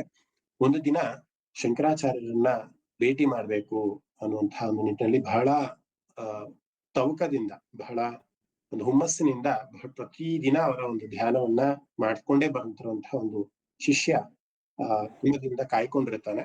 ಸಾಮಾನ್ಯವಾಗಿ ನಮ್ಮನ್ನ ಯಾರೋ ನೆನ್ಸ್ಕೊಂತಾರೆ ಅಥವಾ ನಮ್ಮನ್ನ ಹಿಂಬಾಲಿಸುವವರು ಅಥವಾ ನಮ್ಮ ಡಿಸಿಪ್ಲಿನ್ಸ್ ಅಂತ ಶಿಷ್ಯರು ಅಂತ ಯಾರಾದ್ರೂ ಇದ್ರೆ ಅದು ಗುರುಗೆ ಬಹಳ ಬೇಗ ಗೋಚರ ಆಗುತ್ತಂತೆ. ಅಂದ್ರೆ ಆ ವೈಬ್ಸ್ ಏನಿದೆ, ಯಾರೋ ದೂರದಲ್ಲಿ ನಮ್ಮನ್ನ ನೆನ್ಸ್ಕೊಂಡ್ರು ಅಥವಾ ಯಾರೋ ದೂರದಲ್ಲಿ ನಮ್ಮನ್ನ ಆ ಚಿಂತನೆಯನ್ನ ಮಾಡ್ತಿದ್ದಾರೆ, ನಮ್ಮ ಧ್ಯಾನವನ್ನ ಮಾಡ್ತಿದ್ದಾರೆ ಅನ್ನೋದೇ ಆದ್ರೆ ಅದು ಗುರುಗಳಿಗೆ ಬೇಗ ಅದು ಗೊತ್ತಾಗತ್ತಂತೆ. ಒಂದು ಬಾರಿ ನೆನ್ಸ್ಕೊಂಡ್ರು ಸಾಕು, ಅದು ಬೇಗ ಅವ್ರಿಗೆ ಅರ್ಥ ಆಗುತ್ತೆ ಅಂತ ಬಹಳ ತಿಳಿದವರು ಹೇಳ್ತಾರೆ. ಸೊ ಹಾಗೆ ಇಲ್ಲೂ ಕೂಡ ಶಂಕರಾಚಾರ್ಯರಿಗೆ ಯಾರೋ ಒಬ್ರು ಮನಸ್ಸಿನಲ್ಲಿ ಬಹಳ ಭಕ್ತಿ ಗೌರವದಿಂದ ಅವ್ರನ್ನ ನೆನ್ಸ್ಕೊಂತಾ ಇದ್ದಾರೆ, ಅವ್ರನ್ನ ಭೇಟಿ ಮಾಡ್ಬೇಕು ಅಂತ ತವಕದಿಂದ ಇದ್ದಾರೆ ಅನ್ನೋದನ್ನ ಶಂಕರಾಚಾರ್ಯರಿಗೆ ಗೊತ್ತಾಗುತ್ತೆ. ಸೊ ಒಂದು ದಿನ ಆ ಒಂದು ಸಂದರ್ಭನೂ ಕೂಡ ಬರುತ್ತೆ. ಅವ್ರು ಬಂದು ಬಹಳ ಗೌರವಪೂರ್ವಕವಾಗಿ ಶಂಕರಾಚಾರ್ಯರನ್ನ ಭೇಟಿ ಮಾಡಿ ಹೇಳ್ತಾರೆ, ದಯವಿಟ್ಟು ನನಗೆ ನಿಮ್ಮ ಒಂದು ಸಿದ್ಧಿಯನ್ನ ಕೊಡಿ, ನಾನು ನಿಮ್ಮ ಶಿಷ್ಯನಾಗಿ ನಾನು ಸನ್ಯಾಸತ್ವವನ್ನ ಸ್ವೀಕಾರ ಮಾಡ್ತೀನಿ ಅಂತ ಹೇಳ್ತಾನೆ. ಅವನ ಹೆಸರು ಸನಂದ ಅಂತ. ಸನಂದ ಅನ್ನುವಂತಹ ಒಂದು ಋಷಿ ಶಂಕರಾಚಾರ್ಯರ ಹತ್ರ ಬಂದು ದೀಕ್ಷೆಯನ್ನ ತಗೊಂಡು ಅವರ ಶಿಷ್ಯನಾಗಿ ಅವನು ಸೇರ್ಕೊಂತ ಹೋಗ್ತಾನೆ. ಈ ರೀತಿ ಸನಂದ ಮತ್ತು ಶಂಕರಾಚಾರ್ಯರ ಭೇಟಿ ಆದ್ಮೇಲೆ ಬಹಳಷ್ಟು ದಿನಗಳ ಕಾಲ ಅವರು ಒಟ್ಟಿಗೆ ಇರ್ತಾರೆ. ಆ ಸನಂದನಿಗೆ ಶಂಕರಾಚಾರ್ಯರ ಮೇಲೆ ಎಷ್ಟು ಭಕ್ತಿ ಅಂತ ಅಂದ್ರೆ, ಒಂದೇ ಒಂದು ಸನ್ನೆ ಮುಖಾಂತರ ಅವ್ರು ಏನೇ ಹೇಳಿದ್ರು ಸಾಕು ಆ ಸನಂದನು ಬಹಳಷ್ಟು ಅಚ್ಚುಕಟ್ಟಾಗಿ ಅರ್ಥ ಮಾಡ್ಕೊಂತ ಇದ್ದ. ಸಾಮಾನ್ಯ ಈಗಿನ ಕಾಲದಲ್ಲಿ ನಾವು ಬಾಯಿ ಬಿಟ್ಟು ಹೇಳಿ ಅಥವಾ ಬಲವಂತ ಮಾಡಿದ್ರು ಕೂಡ ಶಿಷ್ಯರು ಅರ್ಥ ಮಾಡ್ಕೊಳ್ಳೋದು ಕಷ್ಟ. ಗುರುವೇ ನಮಃ ಅಂತ ಇದ್ರೆ ಗುರು ಏನ್ ಮಹಾ ಅಂತ ಅನ್ನೋರು ಈಗಿನ ಕಾಲದಲ್ಲಿ ಶಿಷ್ಯರಿದ್ದಾರೆ. ಅದು ಕಲಿಯುಗದ ಒಂದು ಪ್ರಭಾವ. ಆದ್ರೆ ಇದೇ ಕಲಿಯುಗದಲ್ಲಿ ಜನಿಸಿದಂತಹ ಶಂಕರಾಚಾರ್ಯರ ಶಿಷ್ಯ ಸನಂದ ಏನಿದ್ದ, ಅವನು ಬಹಳ ದೈವತ್ವದಿಂದ ಅಥವಾ ಬಹಳ ನಿಶ್ಚಲವಾದ ಶುದ್ಧವಾದ ಮನಸ್ಸಿನಿಂದ ಶಂಕರಾಚಾರ್ಯರ ಒಂದು ಸೇವೆಯನ್ನ ಮಾಡ್ತಿದ್ದ. ಒಂದು ದಿನ ಏನಾಗತ್ತೆ, ಗಂಗೆ ಬಹಳ ಪ್ರವಾಹದಿಂದ ಸಾಕ್ತಾ ಇತ್ತು, ಅಂದ್ರೆ ದೊಡ್ಡ ಮಟ್ಟದಲ್ಲಿ ಪ್ರವಾಹ ಸಾಕ್ತಾ ಇತ್ತು. ಶಂಕರಾಚಾರ್ಯರು ಒಂದು ದಡದಲ್ಲಿದ್ದಾರೆ. ಬೇರೆ ಏನೋ ಕಾರಣಕ್ಕೋಸ್ಕರ ಅವರ ಶಿಷ್ಯನಾದಂತಹ ಸನಂದ ಇನ್ನೊಂದು ಕಡೆ, ಅಂದ್ರೆ ಇನ್ನೊಂದು ತಟದಲ್ಲಿ ಅವನಿದ್ದಾನೆ. ಒಬ್ರಿಗೊಬ್ರು ನೋಡೋದಕ್ಕಾಗ್ತಾ ಇದೆ. ಮಧ್ಯ ಪ್ರವಾಹ ಹೋಗ್ತಾ ಇದೆ. ಗುರುಗಳು ಸನ್ನೆ ಮಾಡಿ, ಅಂದ್ರೆ ತನ್ನ ಒಂದು ಕಣ್ಣಿನ ಸನ್ನೆಯಿಂದಾನೆ ಶಂಕರಾಚಾರ್ಯರು ಅವರ ಶಿಷ್ಯನಿಗೆ ಹೇಳ್ತಾರೆ, ನೀನು ಬಾ ಇಲ್ಲಿ ಅಂತ, ಅಂದ್ರೆ ಕರೀತಾರೆ, ಬಾ ಇಲ್ಲಿ ಅಂತ. ಅದು ಶಂಕರಾಚಾರ್ಯರಿಗೂ ಗೊತ್ತು, ಅಲ್ಲಿ ದೊಡ್ಡ ಪ್ರವಾಹ ನಡೀತಾ ಇದೆ, ಅಲ್ಲಿ ಯಾರು ಕೂಡ ಅಂಬಿಗ ಇಲ್ಲ ಅಥವಾ ದೋಣಿ ಇಲ್ಲ, ಆ ದಡದಿಂದ ಈ ದಡಕ್ಕೆ ಕರ್ಕೊಂಡ್ಬರೋದಕ್ಕೆ ಸಾಧ್ಯ ಇಲ್ಲ ಅನ್ನೋದು ಗುರುಗಳು ಕೂಡ ಗೊತ್ತಿದೆ ಆ ಒಂದು ಪ್ರಸಂಗ. ಆದ್ರೆ ಇಲ್ಲಿ ಈ ಶಿಷ್ಯನಿಗೆ ಒಂದು ಕಡೆ ಭಯ. ಗುರುಗಳ ಆಜ್ಞೆ ಆಗಿದೆ ನನಗೆ, ಬಾ ಇಲ್ಲಿ ಈ ದಡವನ್ನ ಬಿಟ್ಟು ನನ್ನ ಹತ್ತಿರ ಬಾ ಅಂತ ಅವ್ರ ಕಣ್ಣಿನಿಂದ ಸನ್ನೆಯನ್ನ ಮಾಡಿದ್ದಾರೆ. ಆ ಕ್ಷಣದಲ್ಲೇ ಅಕಸ್ಮಾತ್ ನದಿ ಏನಾದ್ರೂ ಪ್ರವಾಹ ಇಲ್ಲ ಅಂತಂದ್ರೆ ಆ ಕ್ಷಣದಲ್ಲೇ ನಾನು ಧಾವಿಸಿ ಹೋಗಿ ಅವರ ಪಾದ ಚರಣಗಳಲ್ಲಿ ನಾನು ಕೂತ್ಕೊಂತಾ ಇದ್ದೆ. ಆದ್ರೆ ಗಂಗೆ ಬಹಳ ಅಡ್ಡವಾಗಿ ನಿಂತಿದ್ದಾಳೆ. ಏನ್ ಮಾಡ್ಬೇಕು ಅಂತ ಸನಂದನಿಗೆ ಗೊತ್ತಾಗ್ಲಿಲ್ಲ. ಆಗ ಸನಂದ ಒಂದು ಕ್ಷಣ ಯೋಚನೆ ಮಾಡ್ತಾನೆ, ಗುರು ಆಜ್ಞೆ ಮಾಡಾಗಿದೆ ಬಾಯಿಲಿ ಅಂತ, ಒಂದು ನಿಮಿಷಗಳಾದ್ರೂ ಕೂಡ ನಾನಿನ್ನೂ ಅವರ ಒಂದು ಉಪಸ್ಥಿತಿಯಲ್ಲಿ ಇಲ್ಲ, ಏನ್ ಮಾಡೋದು ಬಹಳ ದ್ವಂದ್ವದಲ್ಲಿ ಇರ್ತಾನೆ. ಅಲ್ಲ ಒಂದು ಅಂಬಿಗ ಇಲ್ಲ, ಒಂದು ದೋಣಿ ಇಲ್ಲ. ಮೊದ್ಲಿಗೆ ಸನಂದನಿಗೆ ಈಜಾಡ್ಕೊಂಡು ಹೋಗೋದಕ್ಕೂ ಕೂಡ ಬರಲ್ಲ, ಆದ್ರೆ ಗುರು ಆಜ್ಞೆ ಮಾಡಾಗಿದೆ ಬಾಯಿಲಿ ಅಂತ. ಬಹಳಷ್ಟು ಯೋಚನೆ ಮಾಡ್ತಾನೆ, ಬಹಳಷ್ಟು ದ್ವಂದ್ವದಲ್ಲಿ ಕೂತ್ಕೊಂತಾನೆ. ಅವನು ಒಂದಿಷ್ಟು ವಿಚಾರವನ್ನು ಮಾಡ್ತಾನೆ. ಏನ್ ವಿಚಾರವನ್ನು ಮಾಡ್ತಾನೆ ಅಂದ್ರೆ, ಯಾವತ್ತೋ ಈ ದೇಹ ಹೋಗುತ್ತೆ. ಸಾಮಾನ್ಯವಾಗಿ ನಮ್ಮೆಲ್ಲರ ದೇಹವು ಕೂಡ ಒಂದಲ್ಲ ಒಂದಿನ ಹೋಗುತ್ತೆ ಅಲ್ವಾ. ಆತ್ಮ ಮಾತ್ರ ಶಾಶ್ವತವಾದದ್ದು, ದೇಹ ಮಾತ್ರ ಬದಲಾಗ್ತಾ ಬರ್ತಾನೆ ಇರುತ್ತೆ. ಗುರು ಆಜ್ಞೆ ಮಾಡಿದ್ದಾರೆ, ನಾನು ದೇಹದಾರಿಯಾಗಿ ಈ ಒಂದು ಆತ್ಮ ಇದೆ ನನ್ನಲ್ಲಿ, ಅಕಸ್ಮಾತ್ ಹೋಗೋದಾದ್ರೆ ಇವತ್ತೇ ಹೊರಟೋಗ್ಲಿ ಪರವಾಗಿಲ್ಲ, ನಾನು ಈ ನದಿಗೆ ಬಿದ್ದು ಅವರನ್ನ ತಲುಪಲೇಬೇಕು ಅಂತ ಒಂದು ನಿರ್ಧಾರವನ್ನು ಮಾಡಿ, ನನ್ನ ಇವತ್ತು ಸತ್ರು ಪರವಾಗಿಲ್ಲ, ಅವರ ಕೈನ ಸಣ್ಣೆಯಿಂದ ನನ್ನ ಕರೆದಿದ್ದಾರೆ, ನಾನು ಹೋಗ್ಬೇಕಷ್ಟೇ ಅಂತ ಒಂದು ಸಂಕಲ್ಪವನ್ನು ಮಾಡಿ ಒಂದು ಹೆಜ್ಜೆಯನ್ನ ಆ ಗಂಗೆಯ ಮೇಲೆ ಇಡ್ತಾರೆ. ಬಹಳ ಆಳವಾದಂತಹ ನದಿ ಇದು. ನಾನು ಹೇಳ್ತಾ ಇರೋದು ಯಾವುದೇ ರೀತಿಯ ಒಂದು ಕಟ್ಟುಕತೆ ಅಲ್ಲ, ನಿಜವಾಗ್ಲಿ ಕಲಿಯುಗದಲ್ಲಿ ಶಂಕರಾಚಾರ್ಯರ ಒಂದು ಉಪಸ್ಥಿತಿಯಲ್ಲಿ ನಡೆದಂತಹ ಕತೆ. ಪುಸ್ತಕದಲ್ಲೂ ಕೂಡ ಇದು ನೀವು ಕಾಣಬಹುದು, ಓದಬಹುದು ಅಂತಹ ಒಂದು ಕತೆ. ಸನಂದ ಅವರೇ ಪದ್ಮಪಾದ ಅಲ್ವಾ ಗುರುಗಳ? ಮುಂದಕ್ಕೆ ಹೇಳಕ್ ಬರ್ತೀನಿ ಅದನ್ನ. ಸೊ ಗಂಗೆಯ ಒಂದು ಮೇಲೆ ಕಾಲಿಡ್ತಾರೆ. ಅಲ್ಲಿ ತಕ್ಷಣ ಒಂದು ಕಮಲದ ಹೂವು ಉದ್ಭವಿಸುತ್ತೆ. ಕಮಲದ ಹೂವು ಅವ್ರು ಕಣ್ಣು ಮುಚ್ಕೊಂಡ್ಬಿಡ್ತಾರೆ. ಅವ್ರ ಕಣ್ಣಿಗೆ ಏನು ಕಾಣಿಸ್ತಾ ಇದ್ರೆ ಬರೀ ಗುರುಗಳು ಅಷ್ಟೇ ಕಾಣಿಸ್ತಾ ಇರೋದು, ಬೇರೆ ಇನ್ನೇನು ಕಾಣಿಸ್ತಾ ಇಲ್ಲ ಅವ್ರಿಗೆ. ಒಂದು ಹೆಜ್ಜೆ ಇಟ್ಟಾದ್ಮೇಲೆ ನಾವು ಇನ್ನೊಂದು ಹೆಜ್ಜೆಯನ್ನು ಇಡಬೇಕು, ಮತ್ತೆ ಇನ್ನೊಂದು ಹೆಜ್ಜೆಯನ್ನು ಇಡ್ತಾರೆ. ಇನ್ನೊಂದು ಕಮಲದ ಹೂವು ಹಾಗೆ ಉದ್ಭವಿಸುತ್ತೆ. ಹಾಗೆ ಅವರು ಏಕಮುಖವಾಗಿ ಕಣ್ಣು ಮುಚ್ಕೊಂಡು ಶಂಕರಾಚಾರ್ಯರನ್ನೇ ಧ್ಯಾನ ಸ್ಥಿತಿಯಿಂದ ನೋಡ್ಕೊಂಡು, ಗುರು ಆಜ್ಞೆ ಮಾಡಿದರೆ ನಾನು ಹೋಗ್ಬೇಕು, ನನ್ನ ಮೃತ್ಯು ಆದ್ರೂ ಪರವಾಗಿಲ್ಲ, ನನ್ನ ಮುಳುಗಿದ್ರೂ ಪರವಾಗಿಲ್ಲ, ನನ್ನ ದೇಹ ತ್ಯಾಗ ಆದ್ರೂ ಪರವಾಗಿಲ್ಲ ಅಂತ ಒಂದು ಇಟ್ಕೊಂಡು ಹೆಜ್ಜೆಯನ್ನು ಹಾಕ್ತಾ ಬರ್ತಾರೆ. ಒಂದೊಂದು ಹೆಜ್ಜೆ ಆಗ್ತಾ ಇದ್ದಂಗೆನೆ ನೀವೆಲ್ಲಿಗೆ ಹಾಗೆ ಚಿತ್ರಿಸ್ಕೊಬಹುದು. ಒಂದೊಂದು ಕಮಲದ ಹೂವು ಆ ಹರಿಯುವಂತಹ ನೀರಿನಲ್ಲಿ ಹಾಗೆ ಮೇಲೆದ್ದು ಬರುತ್ತೆ, ಆ ದಾರಿ ಮಾಡ್ಕೊಡುತ್ತೆ. ಆ ಶಂಕರಾಚಾರ್ಯರ ಬದಿಗೆ, ಶಂಕರಾಚಾರ್ಯರ ಪಕ್ಕಕ್ಕೆ ಬಂದು ಅವ್ರು ನಿಂತ್ಕೊಂತಾರೆ. ಆಗ ಅವರು ಕಣ್ಣನ್ನ ಬಿಡ್ತಾರೆ. ಕಣ್ಣು ಬಿಟ್ಟ ತಕ್ಷಣ ಸಾಕ್ಷಾತ್ ಶಂಕರಾಚಾರ್ಯ ಎದುರುಗಡೆ ಇದ್ದಾರೆ. ಮತ್ತೆ ಹಿಂದೆ ತಿರುಗಿ ನೋಡ್ತಾರೆ, ಅದೇ ಸಾಲಿನಲ್ಲಿ ಕಮಲದ ಹೂವುಗಳು ಒಂದೊಂದು ಪಾದಕ್ಕೂ ಕೂಡ ಆಗತಾನೆ ಹುಟ್ಟಿ ಬಂದಿದೆ. ಮುಂಚೆ ಇರ್ಲೇ ಇರಲಿಲ್ಲ ಕಮಲದ ಹೂವುಗಳು, ಆಗತಾನೆ ಹುಟ್ಟಿ ಬಂದಿದೆ. ಅದನ್ನು ನೋಡಿ ಹೇಳ್ತಾರೆ, ಯಾರ್ದು ಏನ್ ಪವಾಡ ಇದು ಅಂತ. ಅದು ಪವಾಡ ಅಂತೂ ಖಂಡಿತ ಅಲ್ಲ, ಅದು ಶಂಕರಾಚಾರ್ಯರೇ ಅವರಿಗೆ ಮಾಡಿಕೊಟ್ಟಂತಹ ಆದಿ ಅದು. ನೀನು ಬಾ ಇಲ್ಲಿ ಅಂತ ಕಣ್ಣು ಸನ್ನೆಯಲ್ಲಿ ಕರೆದಿದ್ದಾರೆ ಅಂತ ಅಂದ್ರೆ ಅದಕ್ಕೆ ದಾರಿಯನ್ನು ಕೂಡ ಶಂಕರಾಚಾರ್ಯರೇ ಮಾಡ್ಕೊಟ್ಟಿದ್ದಾರಂತ. ಇಲ್ಲಿ ಎರಡು ತರದ ಒಂದು ವ್ಯಕ್ತಿತ್ವನ ನಾವು ನೋಡ್ತಾ ಹೋಗ್ಬೋದು. ಒಂದು, ಅಂಬಿಗ ಬರೋ ತನಕ ಕಾದು ಅಥವಾ ದೋಣಿ ಬರೋ ತನಕ ಕಾದು, ಅವರು ಅಂಬಿಗ ಬಂದ ಮೇಲೆ, ದೋಣಿ ಬಂದ್ಮೇಲೆ ಹೋಗ್ಬೋದಾಗಿತ್ತು. ಆದ್ರೆ ಗುರುವಿನ ಆಜ್ಞೆಯನ್ನು ಎಷ್ಟರ ಮಟ್ಟಿಗೆ ಅವನು ಪಾಲನೆಯನ್ನ ಮಾಡಿದ, ಅವನ ಸಂಕಲ್ಪ ಹೇಗಿತ್ತು ಅನ್ನೋದು ಕೂಡ ಶಂಕರಾಚಾರ್ಯರು ಪರೀಕ್ಷೆ ಮಾಡ್ಬೇಕಾಗಿತ್ತು ಅಂತ ಅನ್ಸುತ್ತೆ. ಆ ಪರೀಕ್ಷೆಯಲ್ಲಿ ಆ ಶಿಷ್ಯ ಪಾಸ್ ಆಗ್ತಾನೆ ಅಥವಾ ಉತ್ತೀರ್ಣನಾಗ್ತಾನೆ ಅಂತ. ಸೊ 4 ಜನ ಆದಿಶಂಕರಾಚಾರ್ಯರ ಶಿಷ್ಯರು ಅಂತ ಏನ್ ಹೇಳ್ತೀವಿ, ಅದರಲ್ಲಿ ಪದ್ಮಪಾದಾಚಾರ್ಯ ಅಂತಾನೆ ಅವರಿಗೆ ಒಂದು ಹೆಸರನ್ನ ಇಡ್ಲಾಗತ್ತೆ. ಸನಂದ ಅನ್ನುವಂತಹ ಒಂದು ಶಿಷ್ಯ ಏನಿದ್ದ, ಅವನು ಪದ್ಮಪಾದಾಚಾರ್ಯ ಅನ್ನುವಂತಹ ಒಂದು ನಾಮದಲ್ಲಿ ಅವತ್ತು ನಾಮಕರಣವನ್ನು ಮಾಡ್ತಾರೆ ಆದಿಶಂಕರಾಚಾರ್ಯರು. ಈ 4 ಪ್ರಮುಖ ಶಿಷ್ಯರಲ್ಲಿ ಪದ್ಮಪಾದಾಚಾರ್ಯರು ಕೂಡ ಪ್ರಮುಖ ಶಿಷ್ಯರಾಗಿ ಅವರ ಒಂದು ಅನುಯಾಯಿಯಾಗಿ ಅವರು ಜೀವನ ಮಾಡ್ತಾರೆ. ಸೊ ಗುರುಗಳ ಒಂದು ಆಜ್ಞೆಯನ್ನು ಒಂದು ಪಾಲನೆ ಮಾಡೋದ್ರಲ್ಲಿ ಪದ್ಮಪಾದಾಚಾರ್ಯರ ಒಂದು ದೃಢತೆ, ಅವರ ಒಂದು ತತ್ಪರತೆ ನೋಡಿ ಸಾಕ್ಷಾತ್ ಗಂಗೆಯೇ ಒಂದು ಕಮಲದ ಹೂವನ್ನ ಉತ್ಪತ್ತಿ ಮಾಡಿ ಕೊಟ್ಟಿದ್ದಾಳಂತೆ. ಸೊ ಈ ರೀತಿಯಾದಂತಹ ಒಂದು ದೃಢ ಮನಸ್ಸು, ಪರಮಾತ್ಮನನ್ನ ಕಾಣಬೇಕು ಅನ್ನುವಂತಹ ಒಂದು ಜಿಜ್ಞಾಸು ಅಥವಾ ಒಂದು ತವಕ ಯಾರಲ್ಲಿ ಇರುತ್ತೆ ಅವರಿಗೆ ಸತಾಂ ಅಂತ ಕರೀತಾರೆ. ಅಂದ್ರೆ ಆಧ್ಯಾತ್ಮ ಚಿಂತಕರು, ಆಧ್ಯಾತ್ಮ ಅನ್ವೇಷಣೆಯಲ್ಲಿ ಆ ಗುರಿಯನ್ನ ಮುಟ್ಟೋದಕ್ಕೆ ತವಕವನ್ನ ಪಡ್ತಾ ಇರೋರು ಅಂತ. ಹಾಗೆ ಒಂದು ಬಾರಿ ಒಂದು ಕಲ್ಪನೆಯನ್ನ ಮಾಡ್ಕೊಳ್ಳಿ, ನಮಗೆ ಮನುಷ್ಯನ ಆಯುಷು ಒಂದು 100 ಅಲ್ಲ. ಆಕ್ಚುಲಿ ಇವತ್ತಿನ ಜನರೇಷನ್ ಅಂತ ತಗೊಂಡ್ರೆ ಒಂದು 80 ಅಂತ ಅನ್ಕೋಬಹುದು ಮನುಷ್ಯನ ಆಯುಸ್ಸು. ನಾವು ಪರಮಾತ್ಮನಿಗೋಸ್ಕರ ಅಥವಾ ನಾವು ಮುಕ್ತಿಯನ್ನ ಪಡೆದುಕೊಳ್ಳೋದಕ್ಕೋಸ್ಕರ ನಾವು ಎಷ್ಟು ಸಮಯವನ್ನ ಮೆತ್ತಿಟ್ಟಿದ್ದೀವಿ ನಮ್ಮ ಜೀವನದಲ್ಲಿ ಅಂತ. ಪಾರಾಯಣ ಮಾಡೋದಕ್ಕಾಗಿರ್ಬೋದು, ಅಥವಾ ಉಪನ್ಯಾಸಕ್ಕಾಗಿರ್ಬೋದು, ಅಥವಾ ದೇವರ ಬಗ್ಗೆ ತಿಳ್ಕೊಳ್ಳೋದಕ್ಕಾಗಿರ್ಬೋದು, ಶಾಸ್ತ್ರದ ಅಧ್ಯಯನಕ್ಕಾಗಿರ್ಬೋದು. Not even 1% of our time ಅಂತ ನಾವು ಹೇಳ್ಬೋದು. ನಮ್ಮ ಸಂಸಾರ, ನಮ್ಮ ಜಂಜಾಟ, ನಾವೇ ಸೃಷ್ಟಿಸಿಕೊಂಡಂತಹ ಒಂದು ಬಲೆ, ಇದರಲ್ಲಿ ನಾವು ಸಿಲುಕೊಂಡು ಆ ಡೆಸ್ಟಿನೇಷನ್ ನಾವು ಹೋಗ್ಬೇಕು, ಅಲ್ಲಿ ಏನೋ ಒಂದು ನಾವ್ ಅಲ್ಲಿಂದ ಬಂದಿದ್ದ ದಾರಿಯನ್ನೇ ನಾವು ಮರ್ತು ಬಿಟ್ಟಿದ್ದೀವಿ. ನಮ್ಮದೇ ಆದಂತಹ ಒಂದು ಮಾಯಾ ಪ್ರಪಂಚವನ್ನು ಸೃಷ್ಟಿಸ್ಕೊಂಡು ಈ ಧರ್ಮ, ಅರ್ಥ, ಕಾಮ, ಮೋಕ್ಷ ಅನ್ನುವಂತಹ ಪುರುಷಾರ್ಥವನ್ನೇ ಮರ್ತು ಬಿಟ್ಟು ಬರೀ ಅನ್ಯಾಯದ, ಕಾಮದ ಅಥವಾ ದುರಾಸೆಯ ಒಂದು ಜೀವನವನ್ನು ನಾವು ಸಾಕ್ತಾ ಇದ್ದೀವಿ. ಅದರ ಒಂದು ಫಲ ಏನಾಗುತ್ತೆ ನಮಗೆ ಅಂತ ಅಂದ್ರೆ ಪುನರಪಿ ಮರಣಂ ಪುನರಪಿ ಜನಂ ಅನ್ನುವಂಥ ನಿಟ್ಟಿನಲ್ಲಿ ಮತ್ತೆ ಅದೇ ಸೈಕಲ್ ಅಲ್ಲಿ ನಾವು ಹುಟ್ಟತಾ ಇರ್ತೀವಿ, ಸಾಯ್ತಾ ಇರ್ತೀವಿ, ದೇಹವನ್ನ ಮಾತ್ರ ಬಿಟ್ಟು ಹೋಗ್ತಾ ಇರ್ತೀವಿ. ಆತ್ಮ ಪರಿಶುದ್ಧ ಆಗೋ ತನಕನೂ ಕೂಡ ನಾವು ಇದೇ ಒಂದು ನಿಟ್ಟಿನಲ್ಲಿ ನಾವು ಸಾಕ್ತಾ ಇರ್ತೀವಿ.